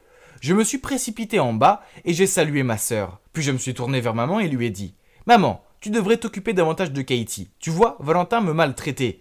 Tu ne sais pas à quel point il était dur avec elle. Nous t'aimons, alors fais confiance à Katie comme tu m'as fait confiance. » Puis je me suis tourné vers Valentin. « Tu es son mari, mais cela ne veut pas dire que tu peux nous remplacer dans le cœur de notre maman. Les mamans aiment toujours plus leurs enfants. Ne sois pas enfantin et n'essaye pas de les séparer ou je reviendrai. » Et je lui ai fait un clin d'œil. « Ouais, ok. » Il a grogné puis il s'est retourné vers Cathy et a dit « Je suis désolé Katie. Que dirais-tu de commencer une nouvelle page ?» Katie a souri gentiment et elle a dit « Ok, j'aimerais bien. » On dirait que j'ai sauvé la journée. Maintenant Valentin savait que s'il s'en prenait encore à Katie, je serais de retour. Après ça, maman a continué à faire toutes les corvées à Valentin. Mais Katie, qui est une fille adorable, l'a aidé. Quant à moi, je suis retourné à ma vie chez papa. J'y allais plus souvent pour voir Katie et déposer maman à l'épicerie. Et Katie venait souvent faire des barbecues et se faire dorloter par Zara. Donc à la fin, tout a fonctionné et maintenant, nous sommes une grande famille. Dingue et totalement disparate. Mais bon, tant que tout le monde est heureux et n'essaye pas d'embêter ma petite sœur, ça me va. Vous savez ce que c'est que d'être une princesse gâtée ? Moi, je le sais. Car mon père est milliardaire. Alors, la grande vie est à moi. Non seulement nous vivons dans un manoir de 5 étages, mais j'ai grandi sans avoir à lever un seul de mes jolis doigts, parfait et délicat. Je m'appelle Sophie et pendant toute mon enfance, tout était fait pour moi. Il y avait une bonne pour me brosser les cheveux, faire mon lit et même faire mes devoirs. Je n'avais même pas besoin de fouiller dans ma garde-robe pour trouver une tenue quotidienne, car j'avais mon propre styliste personnel pour cela. Et alors, je suis gâtée. Mais je ne peux rien au fait que je suis si parfaite. Je suis bien trop belle pour rester coincée dans une salle de classe étouffante à étudier, alors que je pourrais faire la fête ou côtoyer les stars dans des cocktails de luxe. Mais un matin, après une soirée particulièrement délirante, je suis arrivée à la maison avec un visage maquillé et une seule chaussure. Papa a froncé les sourcils et m'a dit « Sophia, tu ne peux pas continuer comme ça. Tu vas aller à l'université. Tu commences la semaine prochaine. » Mais papa, j'ai pas besoin d'aller à l'université. Aller à l'école, c'est nul. Et on a assez d'argent pour plusieurs générations. On n'a qu'à voyager et s'amuser. Mais papa insistait sur le fait que je pouvais pas dormir toute la journée et faire la fête toute la nuit. Oh. J'ai donc décidé de me spécialiser dans la décoration d'intérieur pour l'instant. Certains cours étaient bien. Je veux dire, j'aimais bien les jolis tissus, mais je voyais pas l'intérêt d'être là. Donc, après un mois, j'ai abandonné et j'ai planifié un long voyage avec mes meilleurs amis. Mais il y avait un petit problème, car payer ce voyage coûterait beaucoup plus que ce que mon argent de poche pouvait couvrir. J'avais donc pas d'autre choix que de faire les yeux doux et de demander de l'argent à mon père. « Papa, s'il te plaît, l'université c'est pas pour moi, mais je pense vraiment que partir quelque temps m'aidera à me vider l'esprit. » Il a ricané. « J'en doute fortement, Sophia, tu es paresseuse, égocentrique, et tu comptes entièrement sur les autres pour te soutenir. T'as 20 ans pour l'amour de Dieu, alors agis comme tel. » Je l'ai supplié en retour. « Mais papa, je veux juste m'amuser avec mes amis. » Alors trouve un travail et dépense ton propre argent dans ce que tu veux. Mais si tu continues à te comporter de la sorte, n'espère plus recevoir d'aide de ma part. Tu as de la chance que je ne t'ai pas encore virée, Sophia. Mais ça arrivera bientôt. Quoi? C'est tellement insensé. C'était mon père. C'est son devoir de me soutenir. Bon sang, est-ce qu'il ne m'aimait pas du tout? J'étais tellement en colère que j'ai crié. T'es qu'un vieil homme triste et égoïste. Puis je suis sortie en claquant la porte. Je demandais à ma bonne de faire mes valises quand maman est entrée et m'a tendu une carte bancaire en disant que c'était un secret entre nous deux. Youpi! Merci maman! Maintenant que le voyage de rêve commence! Waouh! C'était vraiment le paradis pour moi, avec des cocktails dans la piscine et des journées de détente à la plage. Enfin, jusqu'à ce que mes amis disent qu'ils voulaient une journée d'exploration. Il faisait chaud et humide dehors, mais je voulais pas rester seule, alors j'ai accepté à contre-cœur de les suivre. Nous sommes retrouvés dans cette petite forêt et j'ai choisi de m'asseoir sous un parasol pendant que mes amis allaient se baigner dans la cascade voisine. Parce que je n'allais pas ruiner mes cheveux pour qui que ce soit. Je ne comprenais pas comment cela pouvait être la définition de fun de quelqu'un. J'espérais juste que mes amis allaient se dépêcher de revenir. Puis j'ai entendu des bruits de pas. Je me suis retournée en pensant que c'était les filles. Mais à la place, il y avait 2 hommes avec des cagoules. Oh non, ça ne pouvait pas être bon. Je me suis levée d'un bond et j'ai commencé à courir. Mais mes sandales de marque n'étaient pas faites pour les fuites et ils m'ont vite rattrapée. J'ai crié et on m'a mis un tissu puant sur la bouche. Après ça, le monde a commencé à devenir sombre autour de moi. Quand j'ai ouvert les yeux en vacillant, c'était tellement ensoleillé. Où étaient mes lunettes de soleil? C'est alors que j'ai entendu 2 voix et je me suis rappelé avoir été kidnappée. J'ai entendu le premier homme dire « Tu as son téléphone ?» L'autre a répondu « Bien sûr, je ne veux pas contrarier le patron. » J'avais tellement peur que j'ai fait semblant d'être encore insouciante. Puis soudain, j'ai entendu le bruit du moteur qui démarrait. J'ai ouvert les yeux et j'ai vu les hommes s'éloigner. J'étais maintenant toute seule dans un champ. Quoi? Pourquoi quelqu'un voudrait-il kidnapper quelqu'un et l'abandonner au milieu de nulle part? Mes amis doivent être tellement inquiètes pour moi. Je devrais les contacter. Mais comment? Je n'avais aucune idée où j'étais. Et pas de téléphone. Ah, je devrais d'abord trouver un moyen de sortir de cet endroit désert, puis emprunter le téléphone de quelqu'un. Les kidnappeurs avaient laissé un sac à dos à côté de moi, dans lequel il y avait une bouteille d'eau, quelques snacks et des baskets à l'aspect dégoûtant. Bark! Mais je n'avais pas d'autre choix que de les mettre, car mes sandales étaient maintenant déchirées. Bark! J'aurais besoin de tellement de pédicures pour m'en remettre. J'ai pris le sac avec moi et j'ai commencé à marcher. Après ce qui semblait être des heures de torture, une ferme est enfin apparue. J'ai hurlé de joie et j'ai frappé à la porte, mais personne n'a répondu. Je sais que c'est mal d'entrer sans permission, mais c'était une urgence, alors j'ai poussé la porte et je me suis aventurée à l'intérieur. J'allais juste passer un coup de fil rapide puis je partirais. Mais j'ai accidentellement trébuché et renversé un vase. Un bruit fracassant a rompu le silence. J'ai paniqué et j'étais sur le point de m'enfuir. Mais de l'étage, un homme est descendu et a crié « Arrête, voleuse !» Avant que je puisse m'expliquer, il a attrapé ma main et m'a tiré en arrière. J'ai essayé d'expliquer que je n'étais pas une voleuse, mais il m'a jeté un regard sceptique et a dit Dans ce cas, tu pourras partir une fois que t'auras payé mon vase. C'est un objet de collection. Quoi? Ce truc moche? Oh! Je lui ai dit que je le ferais dès que j'aurais passé un coup de fil. Alors il m'a passé son portable d'un air sceptique. Je l'ai regardé fixement. Il s'avère que je n'ai jamais pris soin de me souvenir des numéros de mes amis. J'ai alors pensé à appeler mes parents, mais pas question. J'étais en colère contre papa, et lui demander de l'aide en ce moment signifiait accepter la défaite. Non, jamais. J'ai dit à cet homme que je payerais en rentrant à la maison, mais il a refusé de me laisser partir. Après un moment de discussion, il m'a forcé à rester et à travailler pour lui jusqu'à ce que je paye ma dette. Il a même fait un contrat qui m'a fait signer. Quel autre choix avais-je? Ouais, j'étais complètement coincée ici. C'était le pire jour de ma vie. Il a dit qu'il s'appelait Oscar. Il m'a montré où je serais logée. Hein? Ça devait être une blague. C'était une grange, au sens propre du terme. Il y avait un lit qui avait l'air inconfortable et je pouvais entendre les chevaux hennir dans la grange d'à côté. Se moquait-il de moi? J'étais assise là, désespérée, quand mon estomac s'est mis à gargouiller de faim. Alors j'ai débarqué dans la cuisine et j'ai demandé à Oscar de me donner à manger. Mais il m'a juste montré des œufs près du fourneau et m'a dit de me préparer quelque chose. Ouais, bien sûr, je ferais certainement ça. Si je savais cuisiner. Oscar est resté assis en souriant pendant que je jetais l'œuf entier dans la casserole et que je passais la demi-heure suivante à essayer de comprendre comment allumer la cuisinière. À la fin, j'ai abandonné et je suis retournée dans ma soi-disant chambre avec un estomac vide. Si vous pensez que c'était déjà terrible, eh bien, les choses ont rapidement empiré. À 5 heures du matin, un coq bruyant m'a réveillée et c'est alors que ma journée désastreuse a commencé à la ferme. J'ai fait tomber le sac de graines sur le sol et je les ai reçus dans les cheveux. Alors les poules m'ont pourchassé autour de l'enclos pour les atteindre. J'ai glissé dans la porcherie. Bark! Je me suis cassé un ongle en nettoyant le clapier à lapin. Je suis même tombée dans du fumier de cheval. C'était horrible. Et pour couronner le tout, Oscar était si grossier. Il s'est juste moqué du fait que j'ai du mal avec tout. Mais un jour, c'en était trop pour moi. J'étais épuisée et j'avais tellement de vertige que j'ai trébuché et cassé 2 paniers d'œufs. J'ai eu très mal et j'étais même en larmes. Je pensais qu'Oscar serait furieux, mais au lieu de ça, il a couru pour voir comment j'allais. Puis il m'a même préparé un bon repas et m'a dit que je faisais du bon travail, malgré les accidents. Waouh! C'est quoi ce changement d'attitude? Alors, peut-être qu'il n'était pas aussi mauvais que je le pensais. Les jours suivants, je me suis surprise à apprécier la compagnie d'Oscar. Nous nous sommes assis près du feu et avons regardé le coucher du soleil. Nous avons fait du cheval et j'ai réussi à ne pas tomber. Et il m'a même appris à cuisiner. C'est là que j'ai réalisé 2 choses. D'abord, que j'avais été une sale gosse. J'étais paresseuse, égoïste et je prenais tout pour acquis. Mais j'ai compris qu'en travaillant dur, on est récompensé. Et deuxièmement, j'ai réalisé que j'aimais Oscar. Beaucoup. Alors, j'ai décidé de faire quelque chose de gentil pour lui. J'ai relooké la grange. C'était des choses simples. J'ai mis un tapis, ajouté des plantes, accroché quelques photos et des lumières de fées. Puis, j'ai ramené Oscar pour qu'il jette un coup d'œil. Il a regardé partout dans la grange, puis a souri. « Sophia, c'est si beau !» Puis, il a maladroitement baissé les yeux sur ses pieds. « Écoute, je dois te dire quelque chose. C'est ton père.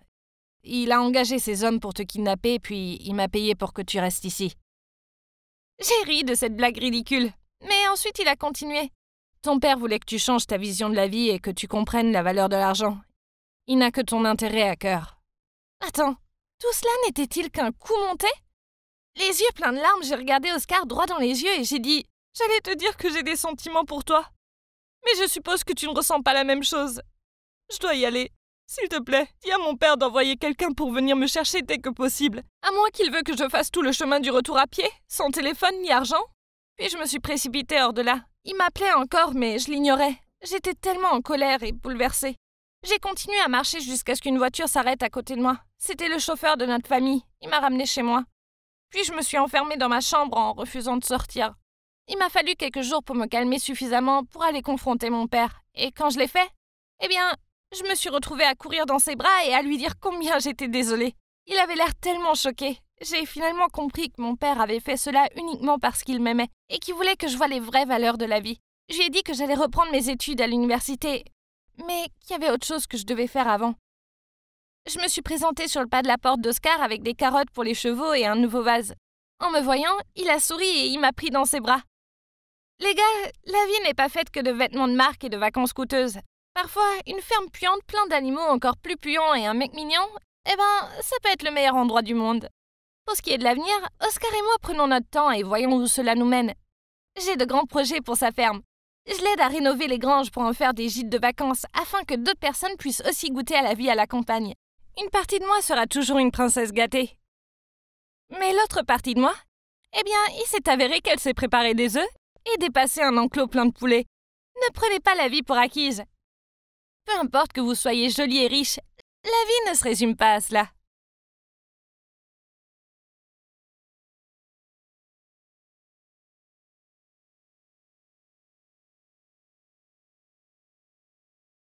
La famille, c'est compliqué. C'est vrai. Je pensais que ma famille était la plus heureuse possible. Mais non, tout comme une bulle s'explose quand elle devient trop grande. Maman et papa se sont séparés après une grosse dispute stupide. Après ça, mon père a déménagé. Moi et ma petite sœur Katie avons eu un choix difficile. L'un de nous resterait ici avec maman et l'autre irait vivre avec papa et sa nouvelle copine, Zara. Cathy est vraiment douce, gentille et sensible, alors je ne pensais pas que bouleverser sa vie et la faire vivre avec une nouvelle belle-mère serait une bonne idée. Je suis un grand frère, protéger ma petite sœur était mon devoir. Donc, c'était réglé. Katie est restée avec maman et j'ai emménagé avec papa et Zara. Quelques mois plus tard, maman est tombée amoureuse d'un certain Valentin et l'a épousé. Je n'étais pas très convaincu par Valentin. Je ne l'avais rencontré que quelques fois, mais il semblait trop prétentieux à mon goût. Bref, revenons à papa. Et il s'avère que ma vie avec eux était une partie de plaisir. Et ils me laissaient sortir quand je voulais, et ils me faisaient à peine faire des tâches ménagères. Au contraire, Zara n'était pas une personne méchante. Elle me traitait comme un membre de la famille, et, pour mon 16e anniversaire, elle a même suggéré à mon père de me surprendre avec ma propre voiture. Des jours heureux. Mais il y avait un hic. D'après les messages de ma sœur, je sentais que les choses n'étaient pas si roses avec elle. Donc je suis allé lui montrer ma nouvelle voiture. Enfin, c'était juste une excuse pour aller vérifier comment ça se passait. Je suis entré dans la maison pour trouver Katie en train de vider le lave-vaisselle. Elle pleurait. Je comprends, les tâches ménagères sont nulles, mais ce n'était pas assez terrible pour faire pleurer quelqu'un. Il y a quelque chose qui cloche. Je lui ai préparé une boisson et on s'est assis et on a parlé. Elle m'a dit que c'était Valentin, qu'il ne l'aimait pas et qu'il lui causait toujours des problèmes. Katie a dit « Il m'a toujours considéré comme une épine dans le pied, car il voulait que maman passe tout son temps avec lui. Il exigeait que je fasse toutes les tâches ménagères, mais quand maman rentrait du travail, il disait qu'il les avait faites. Si j'essayais de lui poser des questions à ce sujet, il me mettait dans le pétrin et en racontant des mensonges à maman à mon sujet. Comme la fois où il a dit que je l'avais insulté et que j'avais volé 20 $ dans son portefeuille. Je n'ai pas aimé ce que j'ai entendu, donc je lui ai demandé « As-tu essayé de dire à maman ce qui se passe ?» Elle a hoché la tête et a soufflé. Oui, elle a dit que je suis juste paresseuse et jalouse. J'ai répondu. On dirait que maman est aveuglée par l'amour. Ne t'inquiète pas, sœurette. Elle va bientôt revenir à la raison. Elle a retenu ses larmes et a dit. Je l'espère, Thomas, parce que ça craint vraiment ici. Je lui ai dit de me prévenir la prochaine fois que Valentin faisait quelque chose de louche. Waouh, il s'avère que ce type aime donner des coups bas. Quelques jours plus tard, il a remplacé l'huile de cuisson par du whisky. Et quand maman a commencé à cuisiner, tout a pris feu. Valentin s'est précipité à la rescousse et il a accusé Katie en disant qu'il l'avait vue tenir la bouteille de whisky hier soir. Mais il a supposé qu'elle essayait simplement de la voler. Puis il a dit à maman que Katie avait insisté pour qu'il cuisine son steak. Donc la farce devait lui être destinée. Maman l'a tout de suite cru et l'a puni en lui faisant manquer le bal de l'école et en lui faisant faire des tâches ménagères à la place. Pauvre Katie, elle était si bouleversée. Mais une semaine plus tard, Valentin le sournois a encore frappé. Cette fois, Katie l'a vu remplacer la mayonnaise light de maman par de la mayonnaise complète. Katie s'est précipitée chez maman pour l'attraper en flagrant délit, mais quand elle est arrivée, elle l'a vu étaler de la mayo light sur son bagel. Maman a crié sur Katie pour avoir dit des mensonges sur son beau-père, et l'a punie encore une fois. C'était nul. Ma sœur est la plus gentille des filles, et elle ne mérite pas ça. Sans parler du fait que certaines de ses farces semblent dangereuses. Pas tant celle de la mayonnaise, mais celle du feu aurait pu mal finir. Ce Valentin devait arrêter de jouer, et il était temps que je lui montre que personne ne s'en prend à ma petite sœur. Donc j'ai suggéré que nous échangions les choses pendant quelques semaines. Katie irait vivre avec papa et apprendrait à connaître Zara, et moi j'irais vivre avec maman et apprendrais à connaître Valentin. Il est clair que Valentin savait qu'il ne pouvait pas m'embêter, donc la première semaine, il est resté hors de mon chemin. J'ai utilisé ce temps pour faire le plein, me relaxer, apprécier la cuisine de maman et préparer ma vengeance. Quand la deuxième semaine est arrivée, j'étais prêt à faire de la vie de Valentin une misère. Sacré vénard de Valentino. Maman travaillait très dur car Valentin avait perdu son emploi. Alors, un bon fils que je suis, je l'ai conduite à l'épicerie. Maman était si heureuse de mon aide et elle m'a promis de me faire mon omelette préférée. Quand nous sommes rentrés à la maison, maman a appelé Valentin pour qu'il vienne aider à porter les sacs à l'intérieur. Il a essayé de l'impressionner en les portant tous à la fois. Mais l'un d'eux s'est ouvert et les provisions sont parties dans tous les sens, y compris la boîte d'œufs. Oups, maman était furieuse et lui a crié « Voilà ce qui arrive quand on essaye de se vanter et faire l'homme fort. Maintenant, je ne peux pas avoir d'omelette pour mon dîner et j'attendais ça avec impatience. » Haha, voir son expression stupéfaite était tellement drôle. Oui, j'ai fait un trou dans le fond du sac pour que ça arrive. J'en avais pas encore fini avec lui. Aucune chance. Donc les jours suivants, quand maman est partie super tôt pour le travail, j'ai versé des cornflakes partout, jeté du linge sale sur le sol, mis la gamelle du chien sur le canapé et j'ai marché partout avec mes baskets sales. J'ai même emporté le petit déjeuner que maman avait préparé pour Valentin à l'école pour qu'il se réveille affamé et qu'il passe la journée à nettoyer mon désordre. Ah! Naturellement, Valentin n'était pas content de moi. Alors quand je suis rentré de l'école, il m'a forcé à tondre la pelouse. Ce gars avait l'air si fatigué d'avoir passé la journée à débarrasser mes affaires. Alors, ça me va. Quand maman est rentrée et m'a vu, j'ai repris mon souffle et j'ai dit « J'ai eu une journée chargée avec l'école, mais Valentin m'a quand même fait faire toutes les corvées. Je suis si fatigué, maman. » Maman s'est précipitée à l'intérieur et a trouvé Valentin en train de regarder des dessins animés. Alors elle lui a crié dessus « Tu es à la maison toute la journée. Alors pourquoi tu ne tonds pas la pelouse au lieu d'obliger mon fils à le faire ? Moi je dois aller travailler et mon fils doit faire des sales corvées. Alors quel est exactement ton rôle dans cette maison ?» Valentin est resté bouche bée. Mais ça ne s'est pas arrêté là, car maman était tellement en colère qu'elle l'a fait dormir sur le canapé. Valentin m'a évité après ça, mais ce n'était pas suffisant. Je devais faire en sorte qu'il laisse ma sœur tranquille. Je devais faire comprendre à Valentin que sa façon de faire était mauvaise. Je savais que maman et Valentin avaient une tirelire dans leur chambre pour leurs futurs enfants. Alors, quand ils n'étaient pas là, je me suis faufilé dans leur chambre, j'ai cassé la tirelire et j'ai caché l'argent dans la veste de Valentin. Ce soir-là, après le dîner, j'ai demandé à maman si je pouvais emprunter ses écouteurs. Elle est allée les chercher dans sa chambre. Juste au moment où Valentin a pris sa veste et est allé partir. Au moment où il a franchi la porte, nous avons entendu un cri affolé à l'étage. C'était ma mère. Elle avait dû trouver la tirelire cassée et a couru en bas en criant après Valentin. Il est resté sur le pas de la porte, confus. Mais elle a vérifié ses poches et voilà, l'argent était là. Elle l'a agité en colère devant son visage. « C'est quoi ça, hein ? Tu vas dépenser les économies pour notre enfant, c'est ça ? Tu ne gagnes pas d'argent, alors arrête de tout gâcher. » Ils se sont disputés dehors. Alors je suis monté dans ma chambre et j'ai regardé par la fenêtre.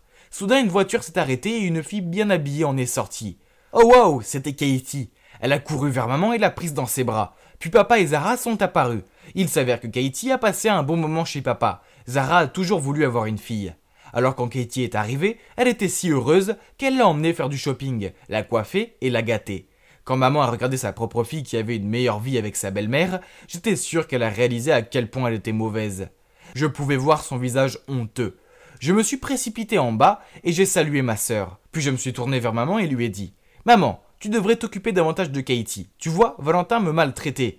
Tu ne sais pas à quel point il était dur avec elle.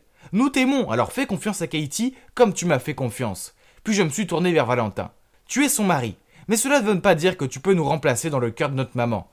Les mamans aiment toujours plus leurs enfants. Ne sois pas enfantin et n'essaye pas de les séparer ou je reviendrai. » Et je lui ai fait un clin d'œil. « Ouais, ok. » Il a grogné puis il s'est retourné vers Cathy et a dit « Je suis désolé, Katie. Que dirais-tu de commencer une nouvelle page ?»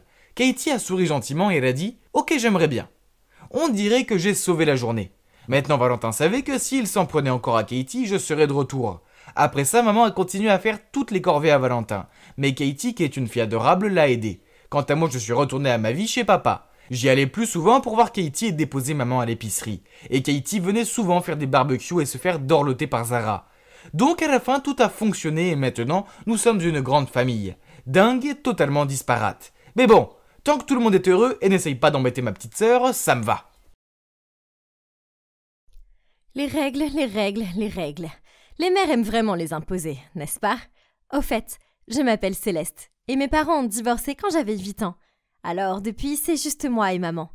Maman a établi un tas de règles ennuyeuses pour moi, mais je déteste les suivre. J'ai 18 ans et je devrais m'amuser, non ? Pour moi, les règles sont faites pour être brisées de toute façon. Et croyez-moi, je les ai brisées. Seulement, cela a chamboulé toute ma vie. Un jour, j'avais un examen de maths important. Mais je déteste les maths. Alors, Au lieu de ça, j'ai séché l'école et je suis allée au cinéma avec mes amis. Pour information, le dernier film Avengers venait juste de sortir. Et il était hors de question que je le rate et que je me fasse critiquer. Peut-être que ma mère m'aurait donné une punition pour quelques semaines, mais ce n'est pas trop grave, pas vrai? En arrivant à la maison, j'ai trouvé ma mère qui m'attendait. Elle m'a regardée et elle a dit « Céleste, j'ai reçu un appel intéressant de l'école. Il s'avère que tu n'y étais pas de toute la journée. Alors, où étais-tu? » Oh non, grillée. J'ai juste haussé les épaules et répondu « Dehors. C'est à cause de tes amis. Ils ont une mauvaise influence sur toi. » Je me suis dirigée vers ma chambre. « Céleste, reviens ici et parlons », a-t-elle crié après moi. Mais je l'ai ignorée. Puis elle a crié « Je ne peux plus te supporter. Toi et ton attitude de gamine. Tu vas aller vivre avec ton père. » Quoi? Elle me mettait à la porte? Waouh! Je ne m'attendais pas à ce qu'elle fasse ça. Peu importe. J'en avais marre de me faire engueuler tout le temps. Papa serait peut-être plus compréhensif. Je n'avais pas beaucoup vu papa. En fait, la dernière fois c'était... je crois que c'était lors de mon 16e anniversaire. C'était un homme occupé, puisqu'il est le directeur de cette école de garçons prétentieux. Maman ne plaisantait pas, et elle l'a appelé le soir même, et il est venu et il a chargé mes affaires dans le coffre de sa voiture. C'était super gênant. Je ne savais pas du tout quoi lui dire. Puis, au bout d'une heure de voyage très ennuyeux, il a dit « J'ai rempli toutes les procédures d'admission pour toi. Tu pourras commencer tes études dans mon école demain. » Quoi? C'était une école de garçons, et j'étais une fille. De plus, il était hors de question que j'étudie dans un endroit où mon père était le directeur. Paniquée, j'ai demandé « Mais papa, ce n'est pas une école de garçons ?» Il a répondu « C'était le cas avant, mais récemment, nous avons laissé accepter quelques étudiantes. Je ne peux pas y aller. Tu es le directeur. Ce serait si embarrassant. » Pas question. J'irai dans une autre école. Ou autre chose. Il m'a jeté un regard sévère et a dit « Ta mère m'a tout dit sur ton comportement dans ton ancienne école, et c'est inacceptable. Donc, tu vas faire tes études dans mon école pour que je puisse garder un œil sur toi. Ce n'est pas discutable. » Oh mon Dieu, je ne peux pas le croire. Il était beaucoup plus strict que maman. Alors, à contre-cœur, j'ai murmuré « Bien, mais seulement si tu me promets de ne dire à personne que je suis ta fille. » Il a hoché la tête et a dit « D'accord, si c'est ce que tu veux. » L'école ressemblait à un film bizarre, où les personnages se croient en sécurité, mais ils disparaissent un par un. Pour commencer, elle était située sur une colline, à des kilomètres de tout. À l'intérieur, c'était tellement masculin, des bruns et des gris, et je n'ai pas vu une seule photo dans tout le bâtiment. La seule chose féminine dans tout l'endroit étaient les toilettes des filles. Nous devions partager tout le reste avec les garçons. Quel désagrément! L'uniforme était le même pour les garçons et pour les filles. Une chemise trop grande, un pantalon large et ses chaussures plates dégoûtantes. Berk! Pendant l'éducation physique, les filles étaient obligées de faire les mêmes exercices que les garçons. Des développés couchés, des pompes et jouer au football, mais pas ce que je qualifie de fun. Et il n'y avait même pas d'équipe de pom-pom girl. Puis il y avait toutes ces règles stupides pour les filles, comme seuls les uniformes sont autorisés à l'école. Pas de jupe, pas de robe, même pas de jean. Boutonnez le haut de votre chemise, attachez vos cheveux en un affreux chignon, ne pas flirter avec les garçons. Yep, c'était réellement une règle. Vous vous rendez compte? Je ne savais pas si c'était un lycée ou une prison. Je pensais que c'était inquiétant, mais je me suis vite rendu compte que cette école a un gros problème. C'est peut-être parce que cette école était à l'origine réservée aux garçons. Mais cet endroit n'appréciait pas du tout les filles. Une fois, dans un cours d'histoire, le professeur nous a demandé en quelle année Abraham Lincoln était devenu président. Facile, mais avant même que je puisse lever la main, elle a continué. Cette question semble trop difficile pour les filles. Alors, est-ce que l'un des garçons connaît la réponse? Quoi? Comment a-t-elle pu dire ça? C'est quoi cette attitude machiste? Cela m'a mis de mauvaise humeur. Alors, pendant le dîner, j'ai décidé d'en parler à papa. Il devait savoir à quel point son école était ridicule. Alors, je lui ai dit combien je détestais ces règles stupides et combien ses professeurs étaient sexistes. Il m'a lancé un regard noir et m'a dit qu'il n'y avait pas assez de filles dans l'école pour justifier un uniforme séparé. De plus, si les filles s'habillaient différemment, cela ne ferait que distraire les garçons. Quant aux profs d'histoire, c'était juste parce que les garçons ont souvent de plus grandes connaissances que les filles en la matière. Alors peut-être qu'elle ne voulait pas embarrasser les filles au cas où elles ne pourraient pas donner la bonne réponse. Ah, quel genre d'argument était-ce? Ce n'était pas le bon vieux temps. Ces vieilles personnes devaient s'adapter à la décennie. Ok, très bien. Je vais prouver à toute l'école et à tous les professeurs qu'il n'y avait pas que des garçons ici. Le lendemain, j'ai rassemblé toutes les filles de ma classe. En fait, il n'y en avait que 2, Laura et Diane. Et nous nous sommes retrouvés dans le seul endroit réservé aux filles, les toilettes des filles. Puis je leur ai dit « Hey les filles, bienvenue dans notre club, la poupée. Je pense qu'il est temps que nous nous battions pour nos droits et notre présence dans cette école. Les filles comptent aussi, non ?» Au début, elles semblaient toutes les 2 un peu inquiètes. Je comprends, elles ne voulaient pas avoir d'ennui. Alors j'ai rapidement réussi à les convaincre que ce serait bien, amusant même. Alors, elles ont accepté. Tout d'abord, il était temps de faire quelque chose à propos de cet horrible uniforme. Nous avons attaché nos chemises pour montrer nos tailles. Et j'ai demandé aux autres de se maquiller subtilement pour que notre peau ait l'air d'avoir un éclat naturel. Puis, nous avons toutes mis des accessoires de cheveux à paillettes et des chouchous colorés dans nos cheveux pour donner un peu de peps à nos coiffures. Diane a regardé dans le miroir et a dit « Ok, peut-être que notre uniforme n'est pas si mal. » Et nous avons toutes éclaté de rire. Maintenant, il était temps de faire une entrée. Nous avons toutes marché dans le couloir ensemble. Tous les garçons et les filles se sont retournés pour nous regarder avec des yeux admiratifs et la bouche ouverte. Un autre garçon a même laissé tomber sa pile de livres sur le sol, et un autre est rentré dans son casier. Ah! Le charme des filles était absolument irrésistible, n'est-ce pas? Bientôt, nous sommes devenus un groupe populaire dans l'école. Les garçons voulaient nous parler, et les filles des autres classes se sont également jointes à notre groupe. Et je leur ai montré comment styliser leurs uniformes. C'est génial, non? Ouais, il y a un problème. Les professeurs étaient des vieux schnocks qui n'apprécient pas le style. Un jour, avant le cours, un professeur s'est approché de moi et de mes amis et nous a accusés de ruiner la dignité de l'uniforme et d'exercer une influence négative sur les autres élèves. Alors, nous lui avons dit « Nous ne violons aucune des précieuses règles de l'école. Nous portons l'uniforme, nous gardons notre bouton supérieur fermé et nous avons la coiffure réglementaire. S'habiller est une qualité des filles d'ailleurs. Si les garçons sont distraits, c'est de leur faute, pas de la nôtre. Donc, tu ne peux pas nous en vouloir pour ça. » Après cela, j'ai semblé devenir une épine dans le pied de tous les professeurs. Dans chaque matière, on me demandait toujours de répondre à la question la plus difficile. Et, bien sûr, je ne connaissais pas la bonne réponse. D'ailleurs, personne ne la connaissait. Et ensuite, ils me lançaient un regard jubilatoire. Ah, comme ils étaient immatures. Une autre fois, j'étais dans la file d'attente pour le déjeuner, et quand ce fut mon tour, j'ai choisi des cuisses de poulet barbecue car ce sont mes préférées. Cependant, à ma grande surprise, le serveur de la cantine m'a dit qu'il n'y avait plus de poulet. Puis il a mis cette bouillie d'avoine bizarre dans mon assiette. Berk, je voyais bien qu'il restait beaucoup de poulet. Alors pourquoi était-il si injuste? J'ai zappé la bouillie dégoûtante et dès que je suis rentrée à l'école, j'ai eu très faim. Alors, je me suis fait un énorme bol de nouilles. Papa m'a vu dévorer la nourriture, puis a souri et a demandé « Est-ce que le fait de causer des problèmes à l'école toute la journée t'a rendu si affané ?» Entre mes bouchées, je lui ai raconté ce qui s'était passé avec le professeur et à la cantine. Il a juste souri et a dit que c'était parce que j'étais trop têtue. C'était quoi cette excuse? Je veux dire, depuis quand affamer des étudiants est une bonne idée? Le lendemain matin, je suis entrée en classe en somnolent et me suis assise à mon bureau. C'est là que j'ai réalisé que j'avais oublié mon téléphone. C'était vraiment nul. Alors, j'ai râlé auprès de Laura. Ces profs font de ma vie une misère, et maintenant, je n'ai même pas mon téléphone. La journée va être longue. Soudain, quelqu'un a frappé à mon bureau. J'ai levé les yeux et j'ai vu mon père, alias le directeur, debout devant moi. J'étais tellement surprise qu'avant que je puisse dire quoi que ce soit, il a dit « Hey chérie, tu as laissé ton téléphone à la maison. Oh, et je t'ai apporté ton petit déjeuner, car tu sais à quel point tu deviens grincheuse quand tu as faim. » Puis, il a posé mon téléphone et un sandwich sur mon bureau, m'a caressé les cheveux et il est parti. Que faisait-il? Avait-il oublié sa promesse? Inutile de dire que mes camarades de classe avaient l'air choqués.